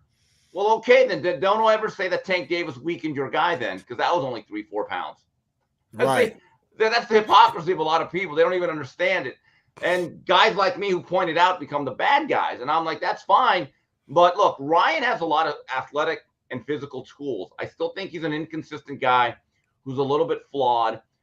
But Devin Haney is not a great puncher. And this is what's the really bad part about it. He does not have a great chin. I thought at 140 he'd be a little bit more solid. But once he got hit and struck early, about 30 seconds into that fight, there was a certain reality like, I'm going to have to pitch a perfect game or it's going to be a very, very rough night.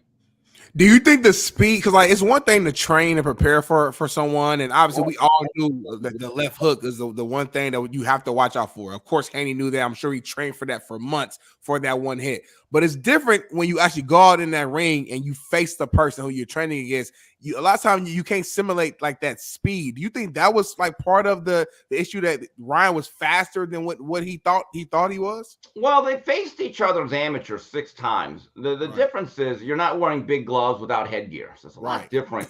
I think that when you are facing Ryan Garcia, you know you have to take care of that left hook. And it's not a cleanup left hook. It's a lead left hook or check left hook. There is going to be no right hand, or he's not going to really, once in a while he'll jab off the hook and hook off the jab. But his head was on the wrong side the whole time. And this is one of the flaws of Devin Haney that was really apparent. On the mid-range, he's not really good at catching and countering or a slip counter.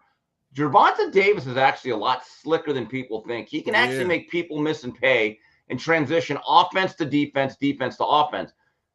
Haney actually panics and starts grabbing and lunging out at guys. And his head's up in the air. And he pulls back straight back. And so that becomes an issue when you're facing a guy like Ryan Garcia. And look, if they ever fight again, Devin Haney's going to have to acquiesce to every single demand. Whether it's a catch weight, whether there's going to be a rehydration clause, because to be fair, Devin Haney puts on a lot of weight between the early morning weigh-in and by the time they step into the ring, it's about 37 hours. And then here's the other issue, and I brought this up with Mario yesterday on the 3 knockdown rule. Ryan Garcia from now on can just maybe the day of the weigh-in say, you know what, I don't need the last 2 pounds. Here's some more money. What are you going to do, walk away? He could literally create his own weight classes on the fly. But I don't want to hear from people, it's only 3 pounds. Most of you people have never talked or been through the process of cutting weight when your body fat's lower than 7-8%. You talk to anyone that's done it, those 3-4 pounds are excruciating to lose.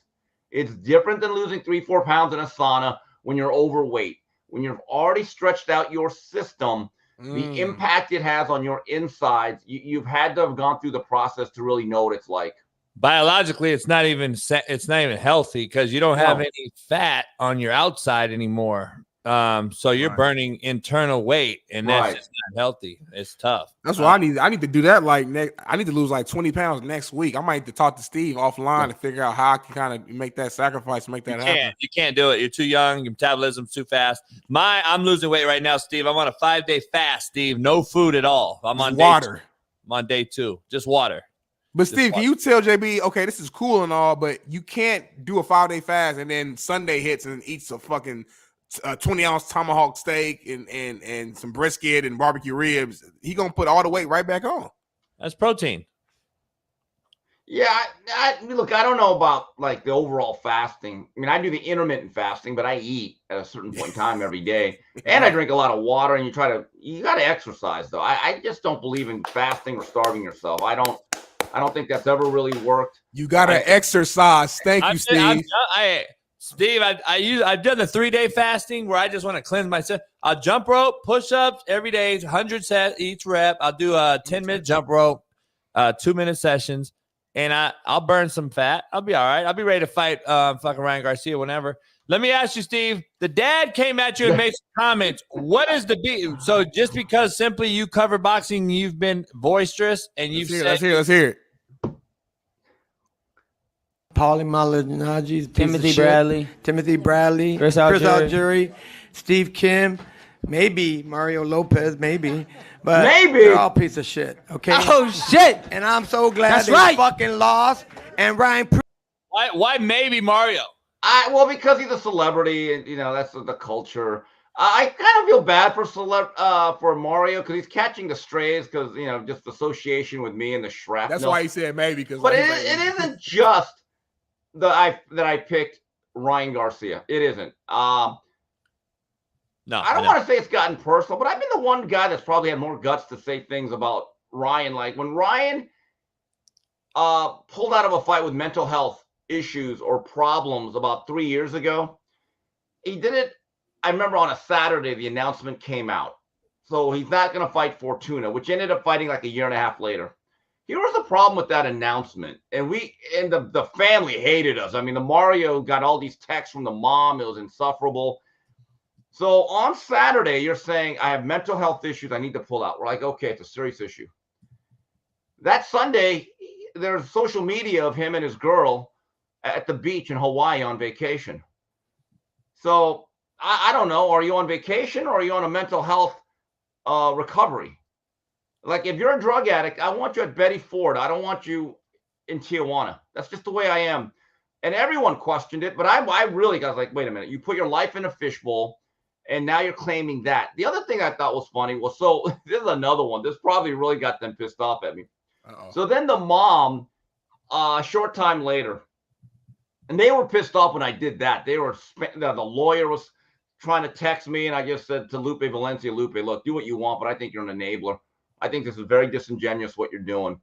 The other thing was the mom, a short time, about several months later, there was a Stanford soccer player, a young lady that was a goalie. She killed herself. Something happened where she had some real issues. She killed herself. So the mom tags me and some other people, putting up her pictures like, this is why we are mental health advocates. And it's such a serious issue. I'm thinking to myself, yeah, you're such a serious issue that when you claim mental health, you went to Hawaii and you're posting up social media videos. So I replied to her. I said, lady, this girl killed herself and you're using it to clout chase. You know how low that is? So then she came back with something else. So then this is where I probably went over the line, but I still stick by my word. I said, lady, half your son stresses that you and your husband don't want to get a job and live off your son. Ooh, it is the truth. And she deleted that ended the conversation. She's never tagged me on a post. But again, am I being honest? You went for yeah. You might have been honest, but damn, Steve. At that point, that's personal right there. But it's the truth though, because the parents have been fired from Ryan. I know that more than once. They've been excommunicated, and so she deleted that real quick. And I'm like, lady, don't tag me in this, because that is a form of exploitation over someone that actually probably really had an issue that paid the ultimate price. Now, prior to this fight, like I told you, I said, is it proper for a supposed mental health advocate to quote unquote act crazy? Okay. And the other thing is, can you say, praise Jesus, I'm a man of God, and suck my dizzle 5 minutes later? So you're saying that we're not supposed to notice this, that this is a faith of convenience? And I disagree with Tim Bradley. I love Tim, but Tim says that he has to be a role model because a lot of kids are, no, he doesn't. He doesn't be anything. He does not have to be a role model. But we have the right to say, that's a little hypocritical. You're living into a little bit of a lie. And the other thing is, I don't really mind Ryan. It doesn't anger me. I'm just going to make an observation here. I'm not trying to be his friend. And the other thing is, well, Steve, you're just an older guy who doesn't get it. You're right. I'm going to act my age. See, I'm not going to ever be that old guy that tries to be cool. I'm going to be me. I have a right not to like the act. I get the act. I never said, I'll be the one guy that said 6 weeks ago, this fight's going to happen. I never worried about it. I said it's going to happen because he needs the money. He's a capitalist, which he's allowed to be. And to the victor go the spoils. But he has to realize, Ryan's father, maybe other guys will start to try to be nicer and have an all. I'm not. I don't really care if you like me or not. It's fine, because my biggest accomplishment in life will not be living off of a son. It is what it is. I mean, Steve is on fire right now. I'm just being honest. I found this whole thing to be amusing. I'm actually flattered that you care that much about what we say. And me and Mario addressed it. I kind of feel bad for Mario because he has been more diplomatic. But again, Mario has been honest too, to a point. And now all these jock sniffing, pom-pom waving Garcia fans who just suddenly jumped on the bandwagon are after Mario. And I'm like, well, wait a minute. You people are phony. You see Mario in the mall, first thing you'd be asking for is a selfie. These people have no honor. None. Steve, I told Smitty to start the show. I said, when you sugarcoat a lie, it's nothing more than a lie. Or when you sugarcoat the truth, it's just a lie. Yeah. And I say all the time, I'm like, people can't differentiate between the truth and opinion, and then they think it's hate. And I'm like, no, we're just telling you the truth. It doesn't mean that we're hating. Same thing with you. I think it's good for business that he called you out. Been. I mean, look, I'm fair about it. And this is another thing that they hated. Last year, when Tank Davis put on a catch weight of 136 pounds, which really starved Ryan, I didn't like that. Then they put in a second-day weigh-in for a rehydration clause to really hamper his weigh-in. And they also agreed to a later first weigh-in. So instead of being at 8 o'clock in the morning, it was at 3 in the afternoon. And again, that's 2 meals. That is 2 meals to a fighter that's starving. I'm the one guy that said, I hate all of this for Ryan. And Ryan overruled his promoter, which he then blamed. Oscar never protected me. And again, this is where I get in trouble. Having a little bit of ethical and moral fiber, I said, Ryan, you agreed to all of that. In fact, you told Oscar, if you don't do this, I'm going to hate you, and you're not doing your job. But and after the fight, Ryan kept chirping and complaining that he was not protected. Well, you didn't allow yourself to be protected. And then Oscar, to his credit, on a tweet said, hey, kid, shut up. We gave you everything you wanted. You asked for this. I was more than happy to retweet all that. And so that's the whole thing. And then another thing is he lied again after the Tank Davis fight. He gets knocked out. Oscar was basically barred from the post-fight press conference. And he said, nobody from Golden Boy came to see me. Really? Meanwhile, Bernard Hopkins had a video minutes after the fight checking in on Ryan. So again, you're not telling the truth. You have a lot of people that are sycophantic in nature, which is fine. But don't make me to be the bad guy, because I'm actually pointing out empirical truths. I will give you credit for winning. I thought you won the fight. You deserve it. But this is where I'm a bad guy again.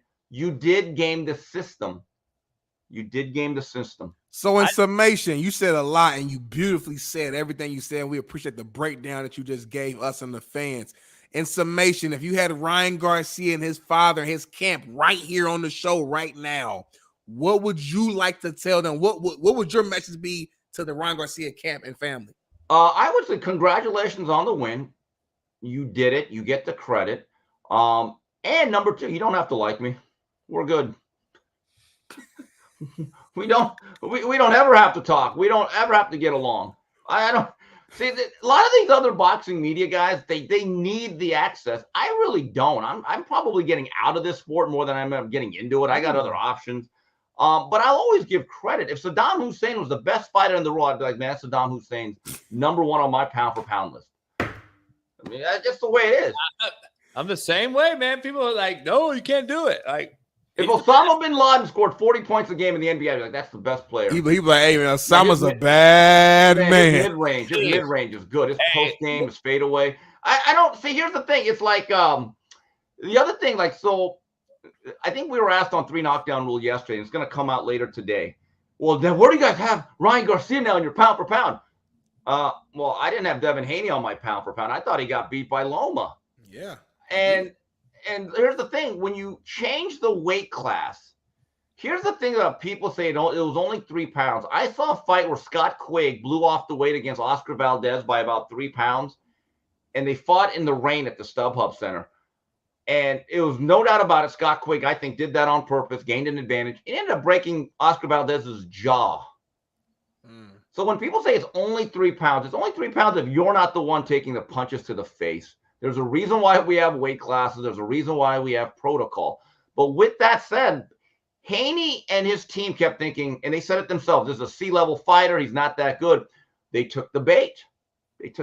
And they have to live with that result. Yeah, man. Steve, it's like O.J. Simpson. I don't care if he's running down the field or down South Bundy Avenue. He's still the best. Well, I saw a video of O.J. I was doing some research on him, and it was like a tribute video of all his highlights, but they included a lot of other stuff.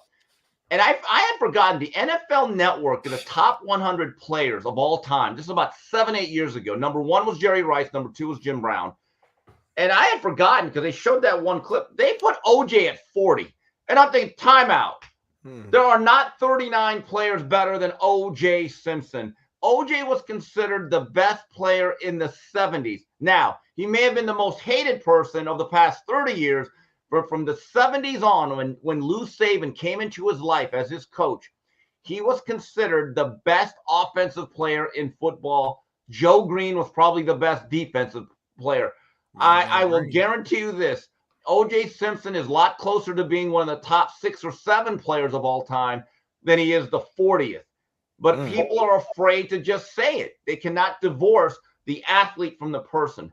I'm actually going back and looking at him and Dickerson and some upright runners that were big and long and 6'3"-ish. Like him and Dickerson were Walter Payton. Those 3 right there are set different than a lot. Yeah, and Payton was a little bit smaller. The one thing about OJ, and I'm watching a lot of his clips, he was a much better pass catcher than I remember. It wasn't just swing passes or screens. He was actually getting down the field, catching passes, wheel routes, seam routes. In today's game at his size, he could have actually been a number 1 receiver. That's how gifted this guy really was. And all of that's overshadowed. I get it. There are more important things. But if you do not have the guts to just honestly rank O.J. Simpson, putting everything else aside, and you rank him lower because you don't want the heat, you're gutless. You're absolutely, and you're dishonest. Yep. Dishonest like everyone last night when I lost some money on the Lakers getting beat at the buzzer. You got the best ever, Steve. LeBron James, and you were up 20 and you lose. I don't know if I can call you the best ever. You should have won that game. They should have won that game. LeBron James was I just can't call him anything special. I'm tired of hearing it. That was their dagger last night. Did they get swept? Oh, I hope so. That'd be funny. But I don't know if they're going to win 4 out of 5 against a team that they lost 10 straight to. Lakers have actually played fairly well in this series. It's kind of been the last 12 minutes, and there's a lot of questions about Darvin Ham, about his job security. I don't know. You can look at it 2 ways. The Lakers have played well. Now they come home. But at the same time, you could also say, can the Lakers play any better than they have? So that's the whole thing. The Nuggets seem to have an advantage on the bench in terms of who was leading them strategically. But players play and players lose. The coaches, I think, sometimes are a little bit overrated. But that was a tough loss. If you get out of there with the split, now the Lakers are in great shape. Yeah. Now the way they lost is so demoralizing. I don't know how they're going to react, to be honest with you. Not with this team and this roster. Like if they don't have D'Angelo, don't shoot the ball like he did. Like they don't have a third guy. Like they struggle. So I don't know. Finally had 2 decent games yesterday with that game in the Knicks. The rest of the NBA playoffs so far has been horrific. The Knicks game was crazy. That ended in the Sixers. I mean, how does that happen with 27 seconds left, I want to say, and they're up, 5? I don't know if Steve saw it, but it reminded me, and it was very reminiscent of Reggie Miller. Stole the ball, hit the 3, got it again, stole it again. It also reminded me of Larry Bird and DJ back in the day. DJ steals a pass. I don't understand why Nick Nurse didn't call timeout, but that's a whole nother ball game. They said he was trying to, but it was too late. Like he did it at the point in which Lowry or whoever was like already kind of like passing the ball in, so it was too much chaos going on at that time. Now Joel Embiid, he's pissed off because said Tyrese Maxey got clearly fouled on the passing, like once he had the ball and they stole it from him. And I don't know. It's a I lot. respect Shaq for some things he says. At least he says, don't fall. Don't lose the ball. Yeah. Like, you got fouled, but don't lose the ball. So, I mean, I agree. You can't lose the ball there. Steve, what's the next big fight on the docket? Well, it's going to be Canelo. May 4th. Canelo, Munguia, and then you're going to have Usyk against Fury. Fury. Then also Inoue fights in between all of that. So kind of got to get through April. This weekend schedule is a little bit weak. Golden Boy has a show in Fresno with a couple of smash jobs. I think those results are kind of written in stone. And then, you got a very good May. And it's been made official, Darnell. August 3rd at that soccer stadium down the street from the Coliseum. I think they call it BMO Stadium now. Terrence Crawford will be taking on Israel Madrimov as part of a star-studded cast. And I saw Isaac Cruz is going to be in the undercard. Ruiz on the undercard. Can we please go, Steve? Can we make a commitment right now? I want to go. I'll see what I can do. See, he got to check in with the wife, I guess. No, I'm going. I got to probably work the event. That's an event I actually go to. I think Israel Madrimov's a really talented guy, one of the best 54-pounders in the world, and it was a pleasant surprise that they went in this direction, because some of the other names for Crawford, like a Josh Kelly, I wasn't really high on. I don't think anyone was. Madrimov is a really talented guy, just became a world champion, rated in the top 3 at 54 by Ring Magazine. So it's a legitimate matchup. Okay. Now, another big-time matchup that we skipped over in June, well, I think it's a big-time matchup, Tank and Frank Martin. Are you excited about that fight, or you think Frank's not somebody to just take lightly, in my opinion. Yeah, I don't know if Frank's seasoned enough. Look, Frank's a good, twitchy, athletic southpaw. And this is the first black fighter Tank has fought in a while. Yeah. And so the quickness, the reflexes, but Tank is a hammer. I'm just telling you, I actually think Tank's technical skills are a little bit underrated. Yeah. Because he has an ability to make people miss and pay. If you go back to that Ryan Garcia fight, those knockdowns were created because he used Ryan's own movement against him. Yeah. Both knockdowns were actually set up. It wasn't just a guy hammering you over the head. He actually set those punches up with precision and technique. And so Frank Martin has quick hands. He has good feet. He has a good trainer in Derek James. So, look, I believe he'll be in this fight for a while, but over time, Tank's going to wear him down. I think Tank stoppage last third of the fight. When is Shakur fighting again? He'll be fighting in July. They haven't really set the opponent yet. He's not going to be exactly facing a monster. It'll be his last fight on his top-ranked deal. I don't know where that goes. Tank does Shakur does a lot of talking on Twitter, which infuriates a lot of people, but I don't know why he took so much time off after that terrible performance back in November. The stench still exists, but he's a talented guy, very difficult out. His style sometimes is not for everybody, but he's got to get back in there and put in work. I just think complaining all the time on Twitter, I don't know what that really does for you. He needs to put on a show, in my opinion, in July. He needs to get the fans back believing that he's worth spending the money for, and get some of the other fighters to feel like, you know what, he's worth taking that risk. Because right now it's super high risk to fight him, but low reward because he's not really selling tickets like that. At least with Haney, because Haney's I don't think he sells tickets that well by himself either, but he has belts, He did. And look, Shakur sells well in Newark. They've done 10,000 people twice. So you're becoming a regional draw, and that's step number one. Yeah. He's done pretty good ESPN numbers. But there are times where, Shakur, get off Twitter. You're not helping yourself. And you have to understand, he said he had an injury, and he may have had a one-hand against Edwin De Los Santos, and it affected his performance. But again, the performance is the performance. And when you fight twice a year, this is what we go off of. Yeah. All right. It's not like the Dodgers having a 3-game losing streak in the middle of a 162-game schedule. This is what today's fighters do not understand, that your performances, when you fight so infrequently, they stick with you. We don't get a chance to turn the page. We really don't. So I don't understand why, if he had a hand injury, you got to let it heal. You fought, I believe it was November 18th. I remember I was out there for that fight. Well, why not come back by April or May? And then whatever you do at Top Rank, move on, resign, don't care, then get going. But he decided, or it's been made, to wait. All right, we'll live with that then. Yeah. Nah, for sure, man. And then lastly, but before we move on, that same undercard on June 15th, I forgot to bring it. It's the co-main, right? Because David Benavidez is fighting. Gavozic, yeah, the nail. Former light heavyweight champion. I wonder if Benavidez has kind of tabled the dreams or the illusions that he'll ever have a shot at Canelo Alvarez. I'm not sure about that. But, Gavozic at one time was a really good light heavyweight, but he got kind of ran over late by Artur Beterbiev in 2019. I was at that fight in Philadelphia. I don't know how much he has left, but it's a solid name. And it does put Benavidez in line to face the winner of Beterbiev-Bivol within the WBC rules. And they fight June 1st in Saudi Arabia. So that's a pivotal fight. And for David, who fought, I believe, in late November, I wish he would have came back sooner, but the PBC had to situate themselves.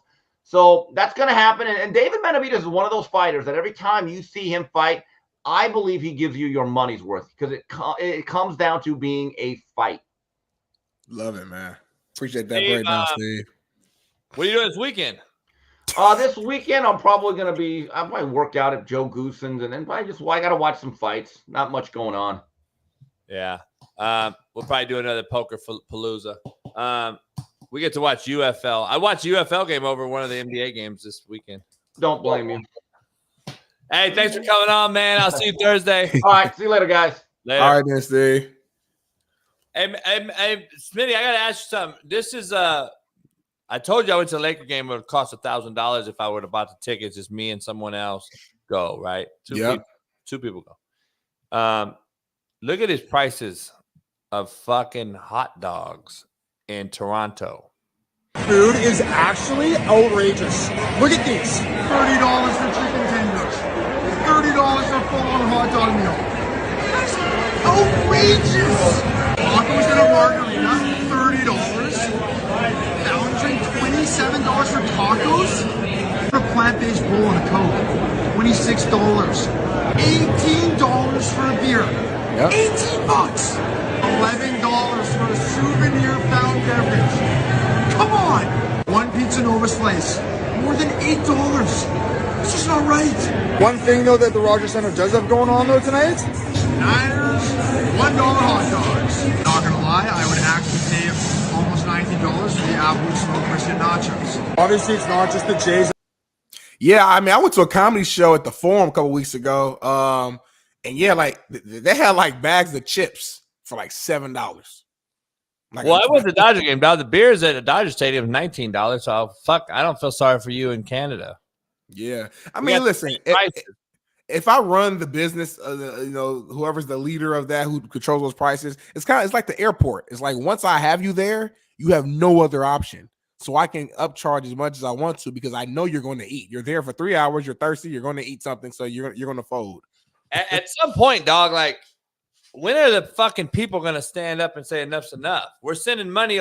See, what happens is whether the people know where the money that we're sending to so-called Ukraine and Iran, whether you know where it's going or not, the fact that you're throwing it out there in our face that you're sending money, let's just say if it was a joke. You're saying it, though, and then the American middle class is fucking struggling to buy peanut butter and bread. And you're throwing out this fact that you're sending money abroad to all these different fucking countries, but you got homeless here at all-time rate. You got veterans at all-time rate on the fucking block. You got Maui, who still hasn't housed all the people's houses who burned down. I mean, all this shit going on, dog, and it's like right in your fucking face. And you want to throw this celebration of these motherfuckers in Congress swaying around Ukrainian flags? I'm like, what? Motherfucker, have you been out in Oakland, Frisco, LA, San Diego, Detroit, Chicago? Have you been in any of these fucking cities? Have you seen New York? Have you seen what's happening in New York? Like, I'm just like, dog, this shit is crazy to me. I don't get it. My dogs last night did some dumb shit. What'd they do? Dog cost $200 in car damage after trying to catch a cat. Oh my God. What in the hell is Ash and Callie doing? Homie. Homie. Ash don't play. He'll rip a car apart, homie. These are the greatest dogs ever. Who is this, homie? That's Clown Homie. Oh my God, homie. Like, look at that. Get it, Ash. Get that fender off that motherfucker. You probably told him to do it. I know you got him trained like fucking her. That was my neighbor. That's my neighbor. I don't like her, and that's why I told Ash to fuck the car up. Well, you snitching on yourself now. Like now, I don't care. I told her I want all the smoke. I told Joker brothers, all the motherfuckers, come on over. Look at there's the cat, and then look the cat, and the dog ripped apart the whole car. Homie, Ash is a savage. That's why I don't be playing around. When I come over your house, I don't get off me, Ash. Get off me, Ash. He likes black people. He's kissing you. Yeah, he's kissing me until he's not kissing me. I don't want to dog. Ash like to put his face by my nuts and just look at me. Don't do that, bro, because you might have a flashback and you bite my nuts. Now we're gonna have a serious problem. I don't like no animal by my balls. When Smitty say homie now, I just laugh. I got Lucy's in the chat. Leah's in the chat. We got who else? Nurse Cord. Who else in the house? Bree. Why you never all the women? You never know no man. Baby girl in the chat. She was in there earlier. First hour one. That jazzy bass? Oh no, jazzy jazz. No, that's not jazz bass. I don't know who that is. Let me ask the women. I gotta ask the women, Smitty. I want to ask you, Smitty. Have you seen the uprise in the divorces? I haven't saw the actual percentage, but I'm hearing it. A lot of divorce going on. Plus, there's a lot of celebrity wives divorcing their they're not celebrity wives. They married a celebrity husband and got divorced. I'm just asking a question. What's up with all these wives recently leaving their husbands as they talk about how good of a man he was? That's the problem. Is it both ways? Like, because I'm trying to figure out, is it men divorcing women and saying the women are great? Or is it the women leaving the men and then they getting that money and then they talk how good of a man he was? And like, how was he such a good man and so perfect if you left his motherfucking ass? There's a few things. Some women are scheming from the beginning and they're just getting into the relationship because of money. That's number one. Number two, man, and this is the bigger problem.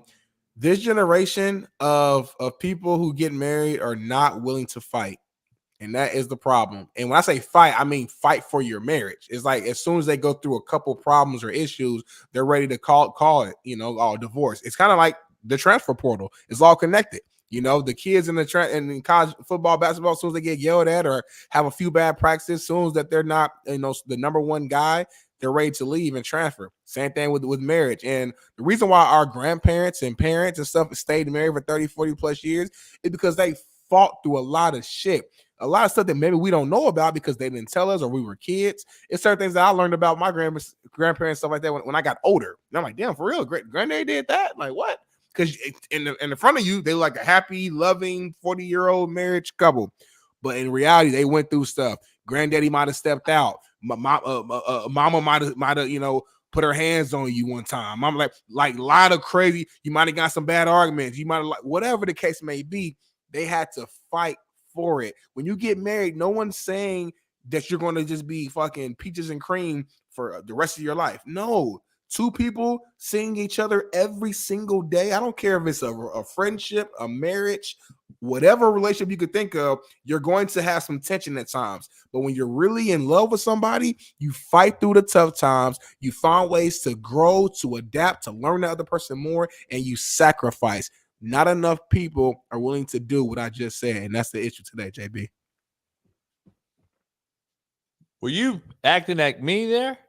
Nah. Listen, the thing about me, like y'all in the chat, y'all really don't know me. Like, I'm not fucking far left, far right. I'm a lot of my foundation is a traditional foundation, if I'm being honest. I grew up in a Christian household.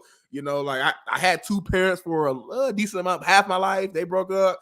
But half my beliefs, more than half my beliefs, is from a traditional standpoint. But I also have some beliefs on the other side where I'm like, that makes sense too. I'm like what JB said, I'm an independent thinker. I'm not really left or right. I'm just real in the sense of this is what I believe in. So a lot of stuff you say, JB, I'm with you. I agree with you. I might not like the way you said it, but I agree with your actual foundational message of what you said. When it comes to marriage, here's the data. Now, I don't know if this is Western women, meaning mostly American, Canadian, even some Mexican. I don't know, but 78% of women have filed divorce. Over half of the marriages have ended in divorce, and of the of those that half of those that stick it out, like you just said, I'd be willing to know. I'd be willing to ask that. The question is, are you sticking it out for the kids, or are you really fucking trying to work it out? Because I think now they're trying to do it for the money and the kids. I wonder if it's Western women or if it's like these fucking mail-in bride broads. Like, I don't know, dog. That's why I'm telling you I couldn't get married. At least, I don't know, dog. I love American women and shit. I just don't know. Like, it's crazy to me right now. It's like materialistic marriages are being done. It's all materialistic. Yeah, that is true. There ain't a motherfucker. Like, what happened to old school, dog? I used to remember going to the bus stop, finding me a nice little hood rat and shit, scoop her up, get her in the truck, bounce, go to the crib, no issue. And then also, though, and women, y'all got to stop blaming men for everything, too. We're not perfect. We are super flawed humans. We make mistakes every single day. But y'all asses do, too. And some things that men do, again, you're a grown man, so you got to be in control of your actions and your decisions. But sometimes men act a certain way because of the lack of wife or woman you're being in the household, too. So sometimes women, look yourself in the mirror. It takes two to tango. So many women nowadays, men ain't shit, men ain't that. The dating pool is horrible. Men don't do this. Where the real men at? Well, golly, what are you doing? And I agree with them too on a lot of that. I agree with the men ain't shit. Like, also, what are you doing too, though, women? Smitty, these little boys out here are like straight bitches. Like, these motherfuckers. Two things can be true, JB. Yeah. AJ Maverick said, I finally agree with JB. Holy fuck, I could sleep tonight, AJ. I could fucking sleep tonight because you fucking agree with me, AJ Maverick. You fucking idiot. Nobody. All right. AJ Maverick watches our show all the time. Stop it. Hey, Smitty, I'm trying to figure out if 78% of the divorces start or filed by women. And then we got a low testosterone level in the country. 17 to 21-year-olds have the lowest T levels of all time. So that tells me that alpha males no longer exist. They're beta males. So they look into a woman to be the alpha. So then the woman takes the head of the household. She takes over. She thinks she's now the breadwinner and the alpha. And we've created a beta male population. Yeah. I know that might be deep for y'all. That might be too deep, but that's what's happening. And then that's when the women say, I ain't going to Cheesecake Factory. I miss the days where I roll up in a drive-thru and see a broad in motherfucking Jack in the Box. And holler at the bitch in Jack in the Box, dog. I miss those days. Let's bring Tank Johnson in, NFL defensive tackle, Chicago Bears, Super Bowl participant. My main man, Tank Johnson. He pulled up like, hey, we back in the hood. He said, fuck it. He put the beater on. Fuck it. What's happening? He got the dig on his hip right now. Hey, Tank, straight out the gate, Tank, what happened to men and then what happened to the women in this world, dog? 78% of women have filed for divorce this year. 78% women. And I just told a stat. We got the lowest testosterone levels of all time for 17 to 21-year-olds. We have the same testosterone levels in 17 to 21-year-olds that 80-year-old men had in the 50s. So basically 75 years, 80 years gone, and our testosterone levels in men have dropped to an all-time low. I've been saying it for years, Tank. I think we created this beta males. And then the females now who some are breadwinners, they have now taken the alpha male role as the head of the household, and it has flipped the game. You and I talked the other day. It has flipped the game inside out. The world is upside down, inside out, whatever. I remember just going up to the drive-thru at Jack in the Box and pull me a nice little hood rat out of there, motherfucker.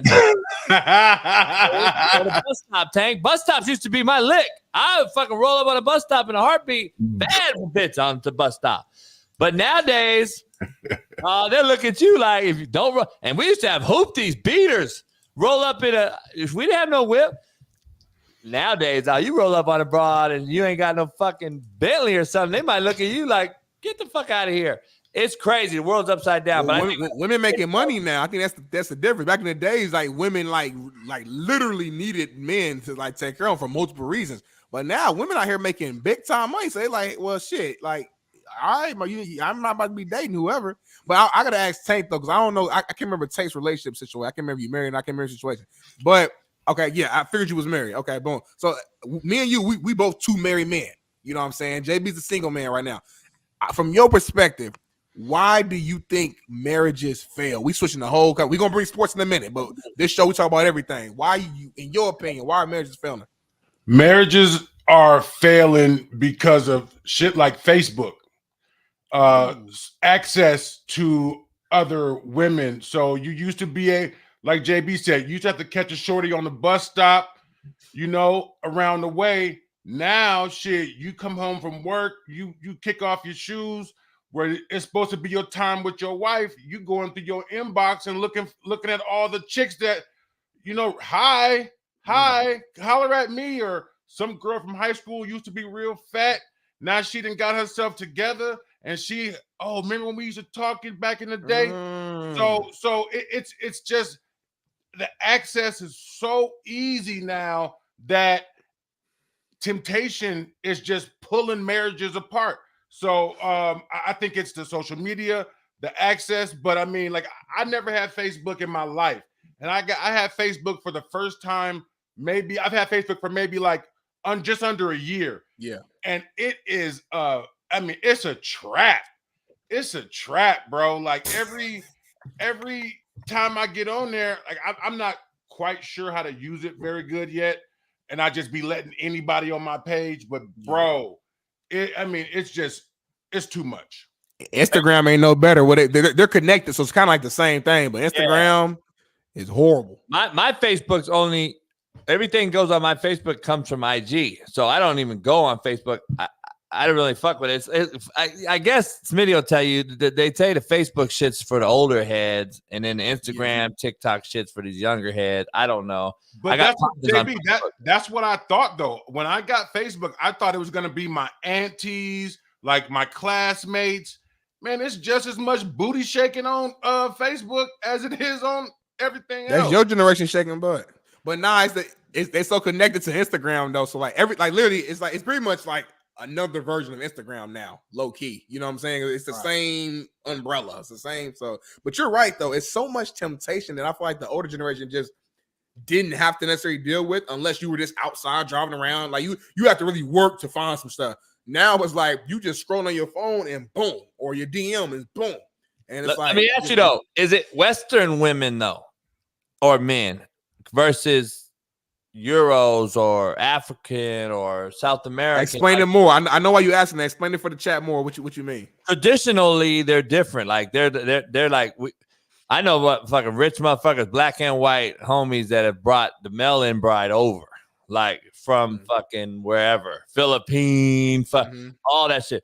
And I had a buddy that was telling me 12 years deep, and she's still in the kitchen cleaning, cooking like a motherfucker. And he's like, I'd never marry another American broad. Like, is it our like values? I don't know. Like the values over there are different. I think they have to get out. They want to get out.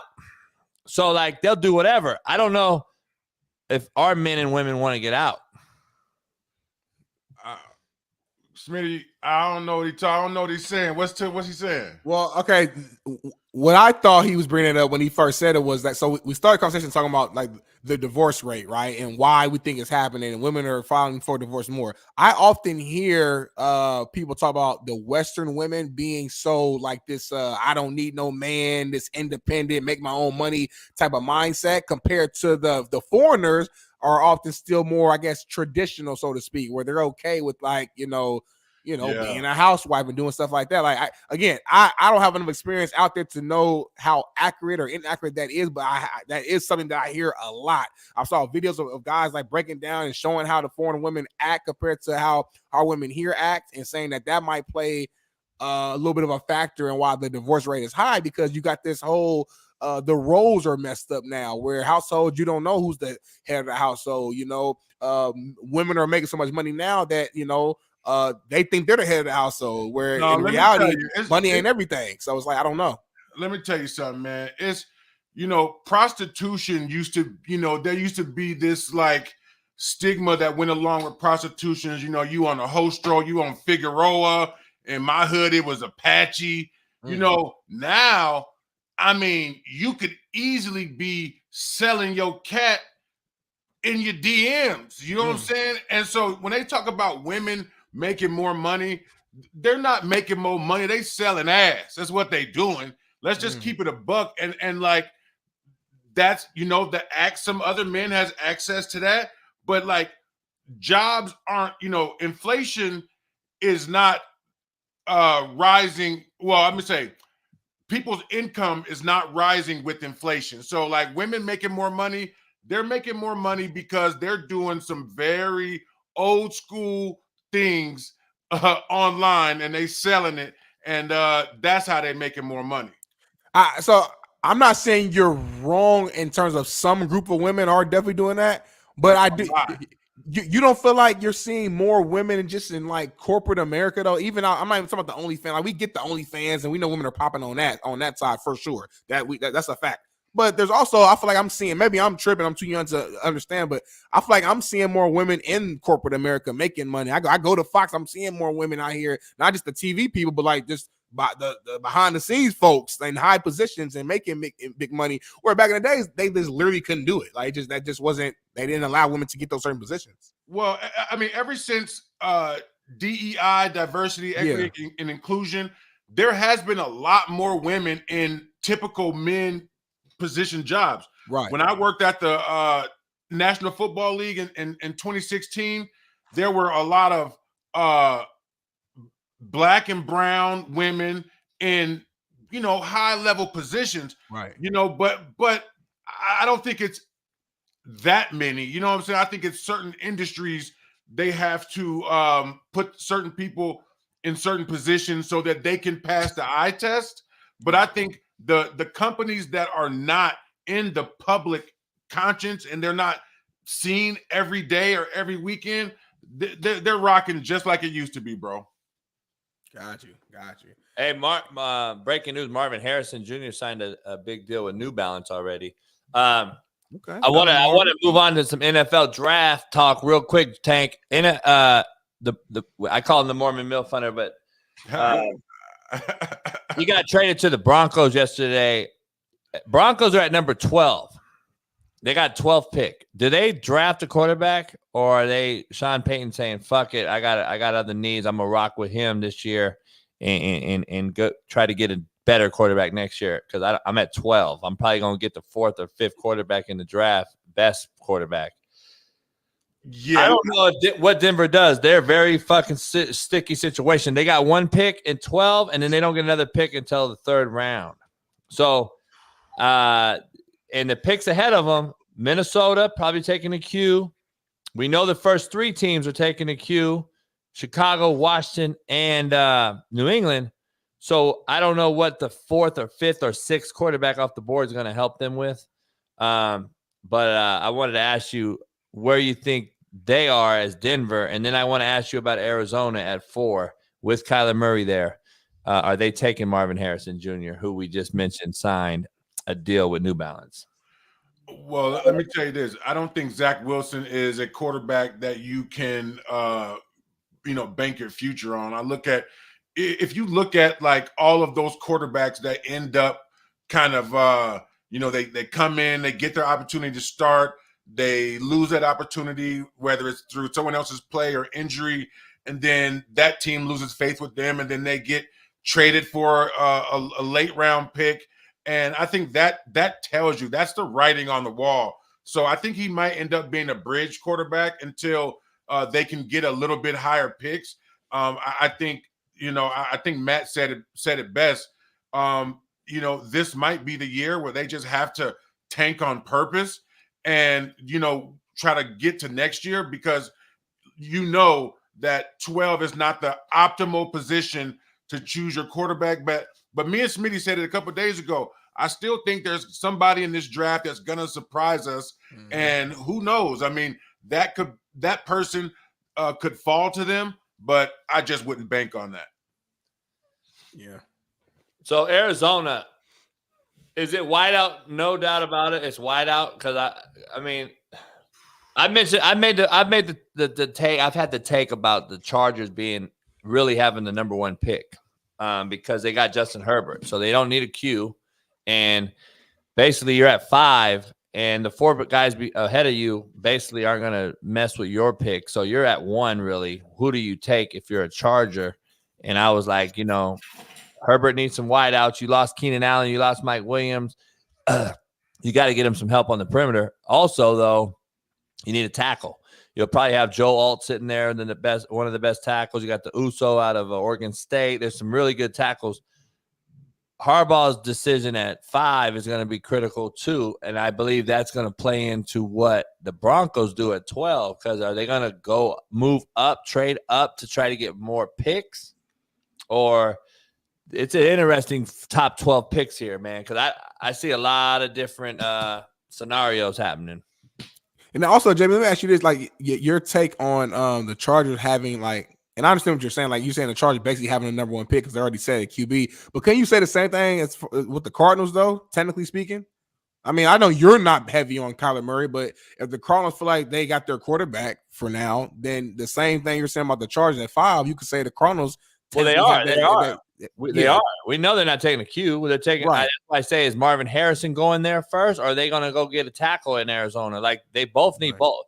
Them and the Chargers need both. They need a wideout. They need a tackle. So I'm trying to figure out. You're not drafting a QB in Arizona, and you're not doing one in the Chargers in LA. So I don't know. It's going to be interesting. I just don't know if the quarterback stock tank is that high regarded in this draft, which it seems to be, and I don't know why. I think it's an overrated quarterback draft, but it seems like 4 or 5 QBs are going to go in the top 10, and I think you can get better. That's why I thought that Chicago should have kept Justin Fields, but we already know that's a done deal, and you got rid of him for a Chico stick and a string cheese for nothing, and that's happened about 6 times with quarterbacks this year. I mean, hey, we're giving away quarterbacks like fucking nothing. Like these cats just got drafted 2 years ago.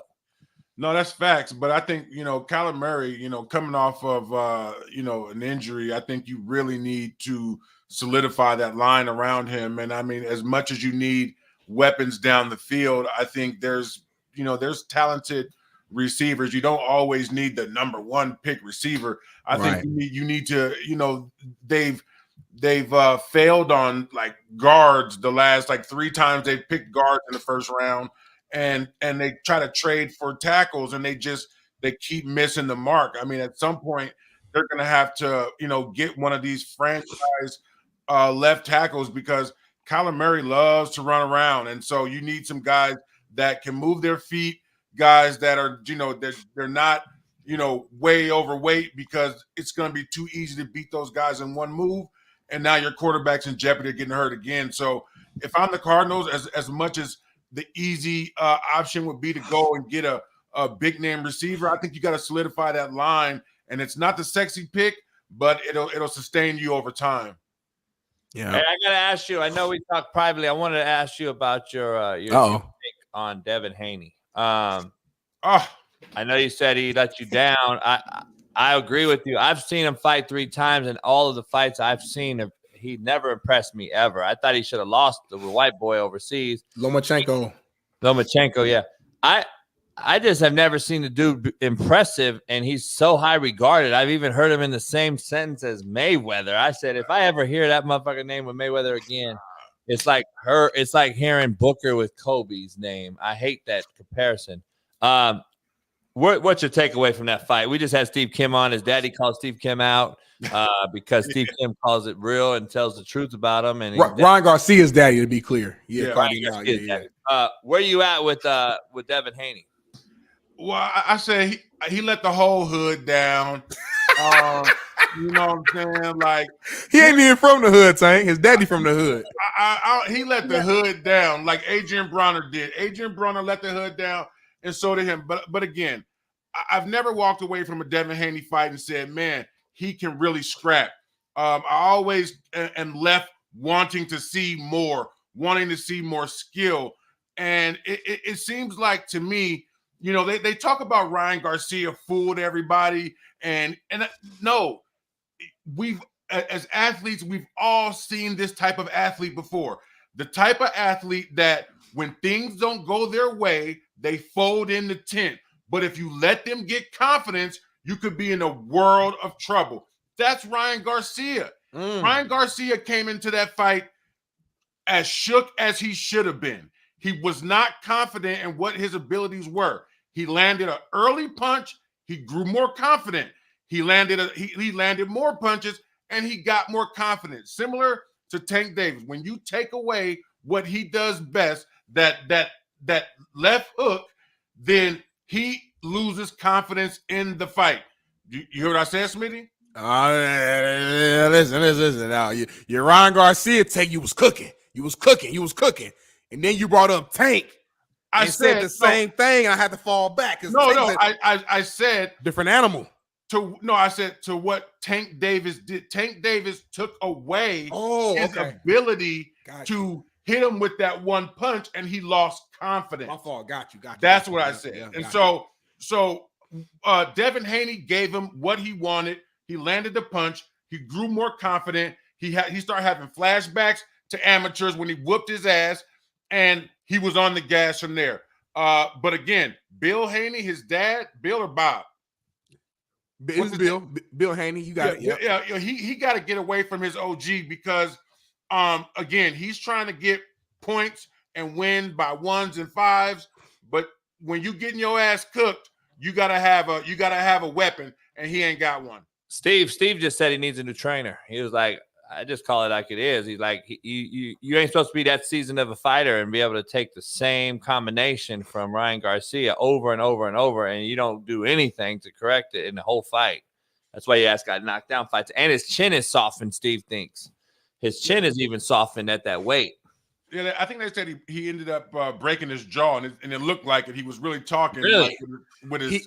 He responded to all that on Twitter. He claimed, he said, I did not break my jaw. That's a lie. I'm fine. So he could be lying too. Who knows? I mean, look, whatever. He got his ass beat, whatever happened. Yeah. He got them hands put on him. But I think he didn't do – I don't really think Ryan Garcia came into that fight with any particular plan other than hopefully landing a wild punch. And you see against Tank, he threw a lot of wild punches. And Tank was ready for it. He had that hand up on himself. Yeah. He was ready, and he was getting away. Man, I was looking at Devin Haney. Devin Haney was like watching the punch come in, like, bah. I was like, dog, get out the way. So, man, I don't know. I've never thought that he was a great fighter, and I think this weekend just solidified that. Where you at with the Lakers game last night, man? Man, dog, I feel bad for Bron, man, because I know how much energy he's exerting, but you're looking at the sunset on LeBron's career, and I am the biggest LeBron fan ever, and there's always comes a time where that era is gone, and we trying to hold on to it with everything we got. But I think you're seeing the sunset because his energy output isn't matching his scoring, assists, and all that other output. So it's just gonna be the sun sets and it's gonna be dark soon. Yeah. I just don't like. I mean, they're up 20, man. That game was 1-1 coming back to the crib. To me, would have been huge. I think the Lakers could have won a few games here, even and been up and had a shot at this thing. Now that's just a dagger. I don't know if you can overcome 2 down. They don't have enough weapons on the air. They don't have another 3 guy. If if he's cold, they got no 3rd guy. And the Austin Reeves cat, I'm tired of hearing his mouth. Like, this motherfucker's garbage. He's good in the regular season. He's a nobody in the playoffs, dog. Last year he got locked. This year he's locked. He's not the guy. Like, they don't have a 3rd and 4th guy. Like, everyone else has at least some sort of perimeter scorer. They don't. The energy output that you have to come back from an 0-2 deficit is just it's a lot. Like, you're gonna blow your load just trying to come back. And they don't got the dogs. Like, dog, you're doing a high pick and pop, pick and roll with AD and LeBron. Basically 70% of your offense revolves around that pick and roll. which is one of the most deadly in the game, those two. And if AD's playing like he is, by the way, AD's to me the best player in the series. If he plays like that, they got a shot, but like they have to have another, like Shaq says, the others. They don't have no others that step up. And Denver has a shitload of others. So that's how they operate, is the others. They super deep, man. You never know what's gonna happen. And the way that Jokic plays, it's like you double him, he's gonna make the right play, the right pass every single time. You guard him one-on-one, he's cooking you. Like it was time where he was going against AD, and AD's a really good defender, but Jokic he's stronger, he's bigger. Then he has the move, the footwork, the pivot to go left, right. Like he's quicker, he's quick in small spaces. So it's like I just don't know what to do, man. I agree with you, JB. AD's been hooping, but you got to score in the fourth quarter. He didn't score a basket in the fourth quarter. You got the guy that has a ball walking it up. Moments, bro, the best players got to find a way, bro. You know good and well, Shaq, give me the fucking ball. Ain't no none of that. Ain't no give me the ball. Yeah, that guy. I think what's happening right now is we had the conversation a couple weeks ago, man. Like the Denver, they play like EuroLeague basketball.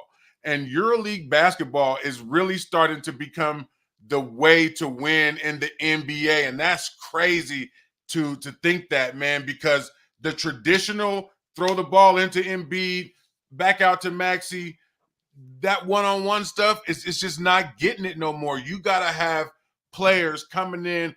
AD plays Euro style. What you mean? Let's keep it real. AD plays in the Euro style. He plays at the top of the key. He's a big man, he shoot and be finesse. He ain't going down and demand the ball, Smitty, like Shaq. You can't even say that. This guy's I'm just saying demand the ball. I'm not saying go in the paint. Play your game like you've been playing all game long. But I'm saying, how do you go throughout the fourth quarter? I think he shot like 3 or 4 times the whole quarter. He's not getting the ball mounds and dribbling up the court. You got to get. I'm saying demand verbally. Give me the fucking ball is what I'm trying to say. Like say that you're Anthony Davis, bro. He's in the league. You know he ain't demanding shit. Well, that's the problem. Come on, man. That's what we're talking about. I don't know, Tank. If you heard this conversation with Gilbert Arenas, he came out and said exactly what you're saying. He talked about like him and Kenyon Martin and a couple of cats were like, "What would you do then?" And he was like, "Shit, get rid of these Euros." They've softened the entire league up. He goes, back in the day, we had 10, 12 Euros, but they were guys that, had to adapt to our toughness and shit. Now we're adopting their soft play because they're soft and they bring it over in the bundles. Because they're fundamental sound guys. That's what they do. Finesse. But we saw KG give it to fucking Paul Gasol when the Lakers in the first one. And then the second one, Kobe had to get in that ass, be like, motherfucker, you're his bitch. And like Paul had to like nut up a little bit. But like now the league is full of those type of Paul Gasol cats. And I actually agree with Gilbert Arenas, dog. And like Bailey, I don't know if you got that clip. If you could show it to Tank. JB, when you say you agree, what are you agreeing with exactly? Agreeing with the fact that the league is softer because of them, or you agreeing that they should remove Euros from the league? Well, no, we're not removing nobody. I was going to be clear. I was make sure he said a lot. Their style, though. It used to be they had to adopt to our style, the bad boys and the Bulls and the Sixers and the nasty play that used to be physical. We've now adopted their style on our court. Like, should be the other way around. If you're a goal Euro, cool. We've seen Sabonis's. We've seen Petrovic. We've seen these dudes way back before Tank and I. These are dudes, like, there's some Euros. And then Dirk came along. And then, we had other guys. But, like, it ain't – I'm not saying get rid of Euros. Like, Euros are great. Like, there's some unbelievable Euros playing. But, come on, man. This game has softened because of it. I mean, every single fucking foul is a 10-minute review, dog. I think it's part because of what you guys are saying, but I just think, like, do we forget that Steph Curry exists? Steph Curry changed the league. He changed the league too because now everybody just wants to shoot threes now. Everybody just wants to shoot. The mid-range game is almost non-existent for most teams and most players. It's layups and threes, and that's it. And to me, Steph Curry was Steph Curry and that Warriors team. Because it's not like Steph Curry just was shooting threes and they were losing. He was shooting threes heavily and they were winning chips. Multiple. And you know, every league is a copycat league. So once you see one team doing it and having high success, other teams are going to try to adopt that. So I think it's a combination of more Euros in the league, on top of the fact that shooting has became at an all-time high and all-time focus, where everybody, you have to shoot 30 plus threes a game, almost 20 plus threes a game attempts. I think you're missing the fact why though. Like you're missing you skipped over a whole piece. Like, we've always had great shooters, Smitty. I mean, go look Steph. We ain't have Steph though, is what I'm trying to say. Just come on. You're talking one dude. You know how many great shooters we had it all the time in the league? Steph's daddy was a cold killer assassin. But he not Steph. He ain't his son. I know Reggie. I know all these cats. I'm saying the way Steph plays the game, bro. Smitty, you talking about one dude. Can we talk about why the fuck? Yes, he's changed the game. He's generational. Like, what the fuck are you talking about? One dude can change the game. Oh, man, you gonna let me talk? Are you gonna talk about the center dribbling and shooting threes? Come on, man. Why did Dirk Nowitzki change the game? Not fucking Steph Curry. The 7-footer shooting threes game, homie. Yeah. Come on, man. Steph Curry didn't just start being the greatest shooter all time, and then he's the only guy ever to shoot a three. Nobody says the only guy to shoot a three. You guys are insane. If you're telling me that Stephen Curry's style of play did not change the game, I'm not saying Dirk didn't. I'm not saying other players didn't change it. Y'all not listening. I didn't say other cats didn't do it, but to say Stephen Curry has not had an impact on the game is insane. No, it makes no sense. Smitty, Steph Curry changed what we consider a good and a bad shot, but the emergence of the stretch 4 and the stretch 5, that changed the game more than Steph shooting, because Steph's a point guard. So Steph's he has the ball wherever he decides to shoot. He's the guard. But what's an anomaly when we had like Rasheed Wallace, who was shooting threes, and everyone was telling him stop shooting the threes, and then you start seeing more like Porzingis and guys like that. That's what's changed the game. Steph Curry didn't change the game. He changed what's the definition of a good shot and a bad shot. Is that not changing the game? I'm not saying you're wrong though. Y'all missing my point. It didn't change the game in the way that a center could shoot, like Karl Anthony Towns shoots damn near 10 threes a game, right? Like Steph Curry didn't change that. That was changed with the emergence of the stretch 4 and stretch 5. I agree with that, but I'm saying it's a combination of both. That's all I'm saying. Y'all saying I'm wrong. I'm not wrong. It's a combination of both. Like Steph Curry changed the game at all levels, not even just the NBA. Collegiate, fucking little league, motherfuckers putting up threes like it's the thing to do. Y'all, come on now, like it's a copycat league. You're missing the point, dog. Yeah, I'm not missing the point. I'm telling you guys are right. I understand, Dirk. I watched the game too. I'm not disagreeing with that. I'm telling you, you're right too when it comes to him pure shooting. I'm not saying that, but if it was Shaquille O'Neal out there, the ball would be going into Shaquille O'Neal, dog. He wouldn't be shooting as much as he does. Like the center position changed. So if you see Steph Curry now playing in a changed league, college basketball is going to change too.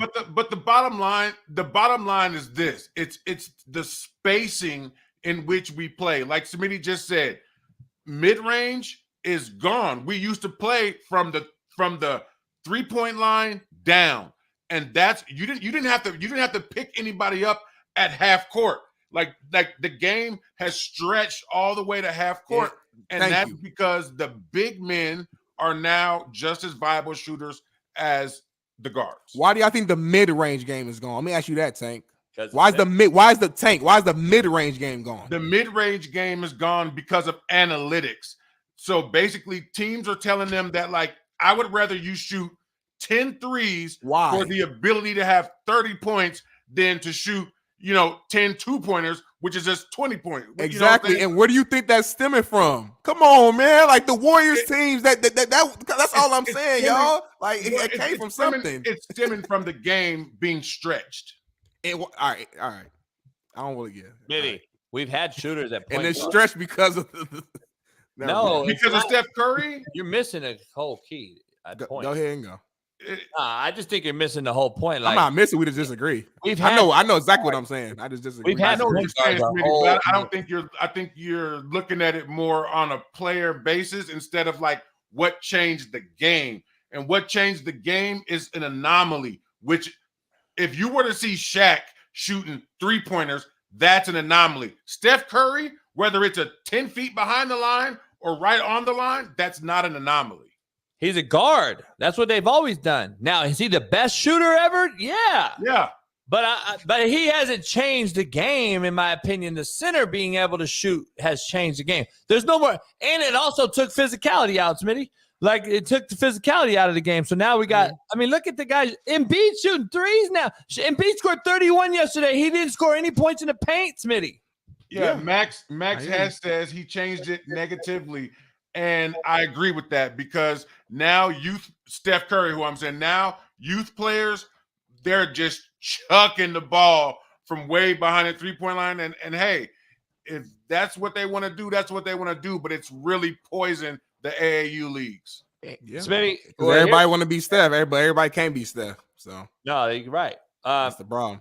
But there's a reason why he's Steph too, in my opinion. This is what Gilbert said, Tank.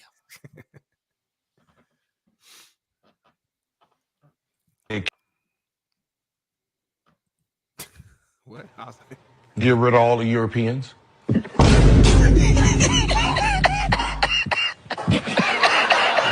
What? You just said it. You just said it.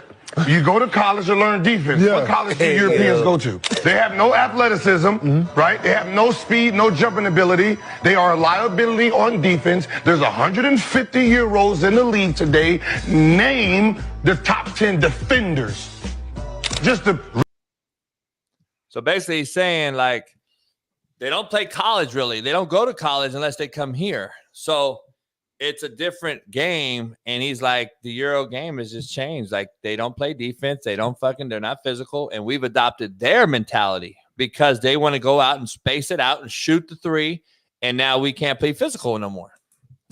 I think that's changed too. And that's all part of Steph Curry's point of your point, Smitty. I don't know if he didn't change the game. He's just a hell of a shooter. Like, Ray Allen was a hell of a shooter. Reggie Miller, Larry Bird. Smitty, by the way, their style of play is what I'm talking about. I'm not talking about like, we had great shooters. Obviously, Ray Allen for the most part would run around and catch and shoot. Nobody has been at the level that Steph has been. And I'm not just talking about this individual play. I'm saying that individual play led to winning. So when teams win, what happens? Leagues look back like, how are the Warriors winning right now? Fuck, they shoot the hell out of that ball. Clay, Steph, maybe we should find some more shooters. That's how it goes, bro. Like that's volume analytics, and that is a way of changing the game through those analytics, right? So that's all I'm saying. Yeah. Shooting more threes, but I'm saying like changing the face of the game. We've already had a conversation. What's next? Yeah, that's what I'm saying. I hear what y'all saying. I know, but who won first, Golden State or Dirk Nowitzki's Dallas team? Dirk. Oh, okay. That's what changed the game, bro. Yeah. Dirk got his one ring. Yeah, it took him. Yeah. Hey, real quick. I know because the game changed. Who else has won like Golden State? No one. Nobody right now. But again, that's what they were chasing. That's what they were chasing. Nobody else has won. That's what they're Golden chasing, State. Tank. Huh? That's what they were chasing. You saw the Houston Rockets when fucking James Harden was there. You see these young teams. That's what they're chasing. Heavy 3-point shot. Even LeBron's fucking shoot threes all the fuck. Like, even guys who never even used to shoot threes like that shoot it all the time. All I'm saying is Steph Curry and those Warriors had a big effect on today's game, as well as the stretch fours of old Dirk Nowitzki, all those cats, Rasheed Wallace, all those. Two things can be true. I know JB hates when I say that, but it's not like nothing's mutually exclusive. I think changing the game from an analytical standpoint, meaning volume, and then changing the game from positionless basketball. Mm-hmm. Those are two different ways of changing the game. Sure, right? Fine. That's all I'm saying. Cool. Your point is like this, Smitty. I'm a grown-ass adult, but my mama still paid my phone bill. That's what these motherfuckers kids say nowadays. Same shit. These motherfuckers is the same. It's the same goddamn thing. I'm a grown-ass man. Don't holler at me like that. Motherfucker, but mama, can you pay my phone bill? Motherfucker, that's the generation we got living in right now, man. I got to ask you this, Tank, real quick before you get out of here. This is the draft, Tank, before you leave. And I wanted to get this is the pecking order. I want to ask you your thoughts on number 2 and 3. Smitty and I have been talking about it for the last week and a half. The draft's Thursday. Does Jaden go to 2 or are they going to pass and go to 3? And I only ask you this because I had Jeff Nadu as a better on here the other day, and we were talking about this in particular. I like the Washington Commanders roster for a rookie quarterback over the Patriots roster for a rookie quarterback. They got a hell of a D-line. They got I think they have McLaurin, a good-ass wideout. They got a great tight end. They got a good, decent O-line. They got a running back. I think you build around him you just hired, who supposedly is a guru on offense in Kingsbury. So all that marries up to me over a rebuild in Jared Mayo. We know he might adapt Belichick's defense, but does that New England team really struggle? Yeah. I mean, listen, I think New England's going to have to reestablish their identity. They've been so associated with Tom and Bill for the last 20 years. They got to figure out who they are under Gerard Mayo. I think Gerard Mayo is going to be a defensive emphasis coach, and he's going to have to get some coaches in there that are offensive-minded coaches that he can let them be alone and make their decisions, to themselves. But I think Jaden goes number 2 to the Commanders. I just think it's set up for him to do that. Although I'd like to see him in Oakland, but I don't know if Oakland's going to be able to make a play for him at number 2. Yeah, I don't know if AP can pull that up. I know he talked to Davis. They said trying to move up that far from 13 to I don't know where he'd move up to. He ain't getting to 2. Yeah. He's not getting to 2. Or 3. I don't even think he could get to 6. Now, my intriguing question to you, though, at 6, the Giants. Smitty and I talked about this yesterday. You got Daniel Jones on a big contract, similar to what Kyler Murray has in Arizona. You're probably not drafting the QB, contrary to belief. Everyone else talks about it. Everyone else talks about it. I know Smitty's doing it. But like at 6, though, do you draft Brock Bowers, a generational tight end that helps a quarterback who struggled last year, and get him someone close to proximity so he can get the ball to, because they don't have the outside weapons. Their O-line's kind of struggled. You got to do something in New York at 6. That's a hell of a spot to be in. If Chargers, I don't think will take the tight end, but Brock Bowers will be available at 6. Or do you take a big-time receiver? Yeah, I'm just not in favor of taking a tight end really high unless your team is really sold on that running the ball, play action, tight end, type of offense. And Lovie Smith got fired winning 10 games like that. That's just kind of the way of the past. I think a tight end nowadays has to be basically an oversized receiver like Travis Kelce and whatnot. But I just don't think taking a tight end that high, you're not going to get the return on investment in terms of production from a tight end. I don't care if it's, it's the best one. I keep getting Joku on my fantasy team, and I keep getting screwed over every time. Me too. I just don't see that being a value there. And Smitty's guy may be leaving at tight end, and I think Smitty agrees he's a little bit over the hill. Yeah, Darren Waller, but he's just never healthy. Yeah, he's never healthy. So, but he did marry Kelsey Plum from University of Washington. Yes, he did. He did. She's a WNBA player, JB. If you didn't know that, I don't know that. Really good for the Las Vegas Aces. I think a 2-time champion. Just letting you know. Yeah. Thanks for letting me know. I was changing the oil that day.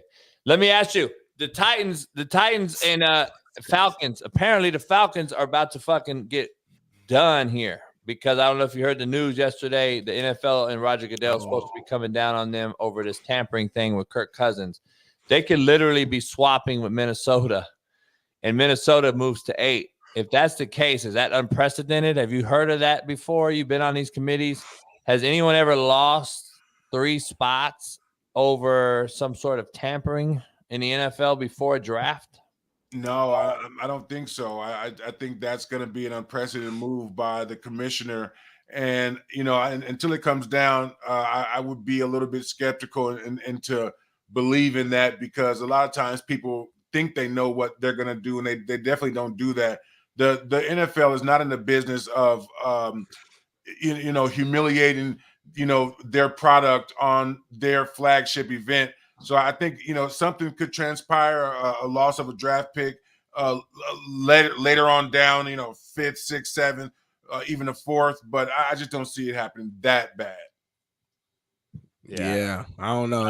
It's interesting though. I'm kind of just intrigued to see what the final decision will be, because the Falcons look good on paper to me, man. I like, what they've done this all season, obviously bringing in Kirk and just all the young weapons they have around them. Obviously Bijan going in year 2. Hopefully he gets used the right way going into this next year. But I can see the Falcons, man. I mean, this is actually a big deal, because being number 8, I mean, still 8 or 11, that's still a pretty solid pick, but that could be the difference in a difference maker, like a big time guy who you could draft right there at that position. So, I mean, we'll see. Tank, let's end the show with you real quick before we wrap up. Hell yeah, hell nah. I got to ask you, Caleb Williams, hell yeah or hell nah, will be the prize of the draft. I'm going to say hell yeah. I'm going to speak it into existence. I'm a Bears fan. I played there, so hell yeah. Smitty? Prize of the draft? I'm going to say hell yeah. I don't think he's going to be as great as everybody's saying, but I think he's going to still be really good, though, if that makes sense. Like, he's not going to be fucking the best quarterback we've ever seen. That's how they're talking. But I think he's still going to be a really good quarterback, though, even with everything I've said. After watching his pivot interview with Ryan Clark, I got a better understanding. Like, he's, everyone thought he was feminine, but I think he's like that because his family's always had bread. And so I think that, like, those type of players are a little bit different than the players that really come out of the inner cities of the hood and all that. Yeah. And so that gave me a lot better perspective on his personality. Got you. I'm going to say hell nah, but that's just that. All right. The Raiders will move up to draft a QB. Hell yeah or hell nah? I say they don't got to move to 2, Tank, because we both don't think they'll move that high, but they can still get into a QB discussion. I guess they got Aiden O'Connell and Minshew right now. I say hell yeah, they're gonna make their attempts, but I think it's gonna be futile. I'm gonna say hell. I'm gonna say hell no. I think they stay where they're at. I think they can still get a quarterback. At the what was it, the 13th pick? I think they can still get a quarterback there. And also they have O'Connell. They got Gardner Minshew. It's not like they got to get a quarterback to start right now. Like, Gardner Minshew is a good serviceable quarterback who could go out there and win some games. I know firsthand. So I say hell no. Hell yeah, hell no. The Knicks, Tank, can make it to the finals. I say hell yeah, because I think Joel Embiid is gonna. I think his knee is not gonna make it to the finish line, and I think that's probably their biggest obstacle. So I think the Knicks can. Hell no. You don't think they can get by the Celtics? Nah, ain't nobody. But the Sutters, Sutters winning it all. I know as Lakers fans, we're not supposed to say this. The Sutters are the real deal this year. Like they serious, but like we say that every year. No. This is different. They got Porzingis and they got your boy from the Bucks, who you've talked about all year long, who's been a huge addition as a 3-and-D guy, Drew Holiday. Porzingis is, and you shake your head how you want to. Porzingis has been a huge addition. We talk about stretch fours and changing the league. That guy with the length as a defender and being able to shoot. This other team is the real deal. Listen, we talk about him every year. We got to understand, though. Tatum is like 25. Jaylen Brown's like 20. These cats are young. They've reached a very high level of success at a very young age. So we kind of got tired of them saying, number 1 seed every year, but they lose. Well, that's just part of the shit you got to go through as a young player. These guys are very experienced now. They're veteran. They brought on better guys. Nobody in the East is beating the Celtics. I guarantee that. I put all my money on it. That's a good point, Smitty. I like that point because you guys stop guaranteeing shit. Every time you guarantee some shit, you lose. You guys stop guaranteeing some shit. Guarantee it. We say I'm not sold on Tatum yet. Hey, Tank, Porzingis is a motherfucking banana peel slip and fall away from being out again. Every year that motherfucker go out in the playoffs. Knock on wood, though. Let's not put that into the air. Off his AD. Knock on wood. Why you knocking on wood? You're a Laker fan. I'm saying I don't want him getting fucking hurt. I'm a Lakers fan. Somebody get hurt, but I'm just saying this cat he's a known hurt guy in the playoffs. And I'm gonna be honest, we like Brunson. Brunson's a hot thing. Everybody's on Brunson. He's been ice balling. cold. He's been ice cold. Inconsistent though. He hasn't had this playoff big light in his face. Like I don't know if he's the guy to get him over the hump. I like the Knicks, but they lost. What's his name? The old Laker. Julius Randle. Julius Randle hurt them a little bit, I think, on the boards. Bro, the only team that could even have the bodies, I think, to beat the Celtics or the Bucks. Are they gonna play the Celtics? Who? Knicks. It's a good question. They're the second best team. They're the second seed. We know that, but are they the second best team right now? Are they better than the Bucks? Who? The Celtics? The Knicks. I mean, they're the second seed. I'm just asking, are they the real second seed? I don't think they're better than the Bucks, but at the same time, though, we got the Bucks. Look, they ended the season horribly, like just losing. Well, but still, I mean, they still got fucking when Giannis come back. You got I'm gonna say no. I still think it's Celtics and Bucks are the two best teams out east. I don't trust Doc Rivers this year at all. Right, which is why I got the Celtics making it to the finals. I think they put him in a trick bag, though. They put him in a trick bag, giving him that job this late.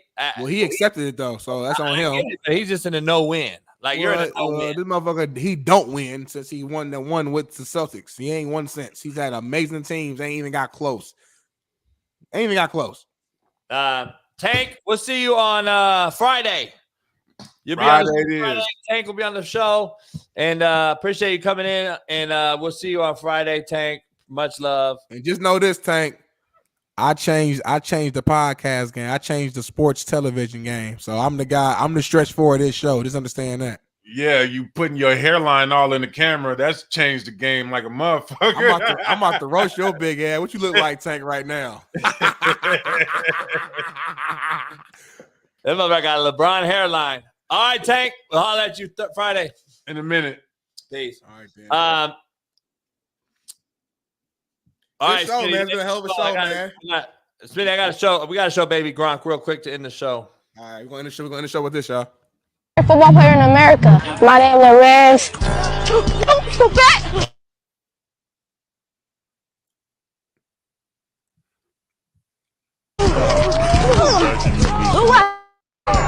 Not penalty. Who put this out? Not even his fault, bro. It's like because I think little Baby Gronk's a good kid. From what I'm saying, he just do whatever his daddy says, and his daddy is like, yeah, he's just not a good athlete. But I don't even like talking about kids. It's not even about that. It's about the like why your daddy, man. No, like, but I've seen T. Rich's son, Marcellus Wiley's son. I know. My other homeboy got a son. I've talked to the number one, whatever, sixth grader in the country's daddy and his kid, Blaze. These are young kid. These cats are you know when you're young, dog. I've been evaluating talent for a long time. There's differences in athletes. Yeah, as a kid. Yeah, like this kid. Shout out to T. Rich. He's gonna coach a high school, by the way. Oh, okay. We're gonna bring him on. We're gonna bring him on and talk about it. Yeah, he's taking over. He's coaching running backs at I believe they call it the Hill. I'm not sure. I'm gonna find out. T. Rich, man. Yeah, so we're gonna find that. He earned that. Shout out to T. Rich. Got some BPS real quick to end the show. Are you gonna end the show with this? Soda. Fried chicken. Oh man. Fried what? Fried chicken. And watermelon. Oh my God. What's more than it? White people shit. Racist shit. So this is Ron shit. I figured I didn't know what you wanted, so I got you some fried chicken. Hey, you can't go wrong with that, man. I got you some grape soda. And I got you some watermelon. Hey, on the hood. Can't go wrong from the hood. Is that racist? Hell yeah, hell no. It's not, only because they're cool with each other, and they're like it's kind of like if you did it, I know you doing it from like a foundation of love and just whatever. But if Ron in the chat did it, it's racist. That makes sense. Let's talk about this motherfucker. Hey, don't just keep him on here though. That's not his face. That's not his real picture, by the way. Oh, that's our boy. We had him on the you by his neck. You was going crazy in the studio. He was going crazy. Yeah, The night in the lounge. Yeah, it was cracking up. I forgot about this. Yeah, homie. Yeah, homie. You was going at his neck. Yeah, the whole time. You went bro. Everybody was getting on that motherfucker. You was going crazy, homie. Like when Smitty texts me homie now, I just hear him say it and I get cringe vibes. You should get good vibes. I mean, it's what it is, homie. Like that's what it is. That's not his real picture. How do you know? Because I feel like I seen this like years ago. I feel like it was a viral something. Something happened. Like I can't remember it because where's your real picture, Ray? Before we block you right now, what's your real picture look like? This motherfucker got bitter beer face all day. He gagging on something. Like he about to die in 10 seconds. Like motherfucker need a CPAC. Hey JB. Hey Big Smitty. Homie, I wish I was loaded right now for this motherfucker. Motherfucker say that's my real picture. Motherfucker look like that ain't no real. Let's show us. Call it live right now. Yeah, he lying. Call in right now live. Yeah, we're not breaking you down. We're not even gonna say your name because I read it earlier and I was like, this motherfucker. I started laughing. I ain't gonna put that name up. Ray, call in right now live. You need the link. Links in the chat. Bam. Links in the chat. Call right now. If that's you, I'll give you a free hoodie. Call in right now. Guarantee that ain't him. He ain't calling in, Smitty. I bet you, Smitty, right now, $5. He ain't calling. I ain't calling. Huh? I ain't betting you. You better bet Bailey. I'm broke. I can't bet no money right now. We're trying to work on getting the studio. I'm going to Florida. Hey, Jay, I'm going to Florida May 2nd. I'm waiting on a little bread, though. I'm trying to get, I got to carry everything and do everything. So I'm waiting on that to get it's your show. Shit, it's your show. And then we got to do the setup. So hopefully we get the studio. I'm the one driving every day, too. So I'm doing everything. It's your show. So, It's your show. You brought me on. So, hey, heavy is the head. Where's the crown, motherfucker? Like, that's what it is. I think we'll start the show off tomorrow. Debate Steph Curry changed the game. Y'all are insane. Put a poll up, please, on Twitter, Bailey, if you can, and say did Steph Curry change the game? You don't understand. Like I'm almost shocked that you guys are saying that he didn't change the game, and you're saying it's been other shooters. It ain't been other Steph Currys. He didn't change the game though. Okay, he's the best shooter. So you think everybody that's shooting threes just because it just so happened to happen that way, and nobody's shooting mid range? It just happened that way. It just the Warriors teams had no effect on that at all. It just happened that way. Max, Smitty, you send him his hoodie? JB, bro, you about to piss me off. You didn't send this man this hoodie, bro. We gotta stop promising hoodies if we're not gonna send them, bro. Nah, because I don't run the clothing side. I don't know how that even works. Side. Derek don't work for us no more. So stop blaming Derek. He don't like you. He don't work for us. Derek, sorry for chat. Eric with the wrench don't work with us no more. We haven't talked to this man. We haven't texted him. He doesn't watch the show. I don't know what happened. He's doing real estate. Shout out to Derek. You have to run the clothing. You can't be promising people hoodies and not send it to them. It fucks with the validity, the credibility, and ability for us to continue to grow the show, to get more memberships, to get more motherfuckers to go on to Winnable. Because when you say you're going to send us some shit and then you don't do it, they're like, oh, he going to just keep lying. He ain't going to never send us nothing. So if you're going to promise something, JB, stand by your word. Max, you got what's your address? I'm going to send you two. You're going to put his address right here on the fucking comments. No. Who got his address, though? I ain't never got nothing. He emailed you, I think, a while back in JB show. He didn't email me. See, you fucking lose somebody like that, Eric the Ranch, and the shit goes haywire. Ray Harris, you fucking... let me try to pause. Let me pause my words. I know you about to say. I heard it. You didn't hear shit. I heard. We gave you the link, homie. Are you gonna call in with your drooly ass face looking ass? Call in. Oh, fucking wabak looking ass. Call your ass in. Gawk gawk. Motherfucker look like he just do gawk gawk all day. The motherfucker is a gawk gawk. JT, I'm gonna tell Julian you said it was good. I'm recording it right now. Let me find the comment again. You said Smitty Tell Julian Leota said was good. I got you, JT. We live on the JB show, y'all, man. It's been a hell of a show. I'm about to go. I gotta go take a shower, get some gas.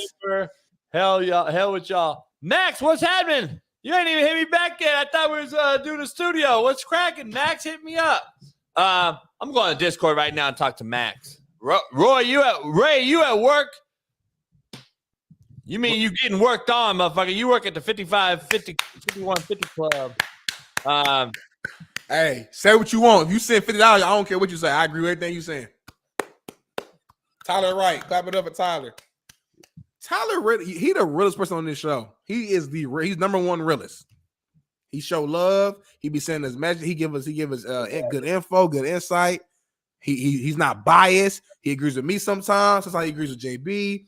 Tyler is the realest person on this show. Shout out to Tyler, man.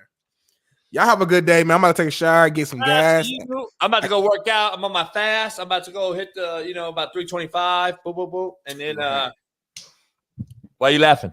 No, go ahead. You good. 325, probably deep squat, about 600. You all right? Yeah, my fault. Go ahead. I'm sorry. Keep going. I'm probably going to do some hand clean. What you laughing at? No, I was thinking about some shit earlier. Anyway, you guys pound that like. We'll see you tomorrow. It is Work Boot Wednesday tomorrow. And by the way, Smitty got an announcement. Sorry. Got to talk to you about this. Tomorrow's show is going to be special. Because, again, here in California, Governor Newsom is trying to cancel youth football. And we're going to have the powers that be on the show again with Eric Weddle to discuss it, fight it. Smitty's going to be the narrator. He's going to ask all the tough questions. Then we're going to talk involved here. That's going to be on the show. We're going to talk about save youth football. Because if it goes in Cali, it goes in New York next. FYI. We'll have that for you. Plus, Keynan Middleton probably jumped by. He's been rehabbing, busy in the Major League Baseball season. We'll talk some baseball, and we'll talk about what happens tonight. Who you got tonight, Smitty? Clippers, Dallas. I got Dallas in a close one. Dallas will win by 4 points. 113-109. Dallas. Who's the other game? If it's 113-109 and you bet $1,000 on that price, you'd win $1 million. You think I would? If that happens, bro, if that actually happens though, like I don't like are we like what's gonna happen? Like something gotta happen. What? I don't know, like some big like you gotta give me some money, like something gotta happen. Some big shit gotta happen. That score you predict, we gotta bet on it though, it don't matter. Fuck. Okay. That's the tough part. Scared money don't make money. Barely figure it out. If I put 50 on that score, what happens? You can't find that. I don't think there's that score. That score. I don't think. There's no way to predict like the score. There's no way to like. We'll be back tomorrow, man. We got a load of show tomorrow. Plus Thursday with Shaun King. And Friday, Tank will be back with Matt. We'll talk about the post-draft as the draft will still be in day 2 at that point. And we'll be talking about the draft live as we go through it. And then Thursday, we're looking at if we're going to do a live show that night or not. I'm trying to see about it because I got a lot of obligations I got to find out. So we'll see. But appreciate everybody. Pound that like, subscribe, become a member if you're not one. And we will see you tomorrow right here. Same time, same place. Peace. Issues get pressed so fast you don't get sacked like bags and baggage. Smitty and Jason Brown killed it, yeah, it's a rap. We what the game's been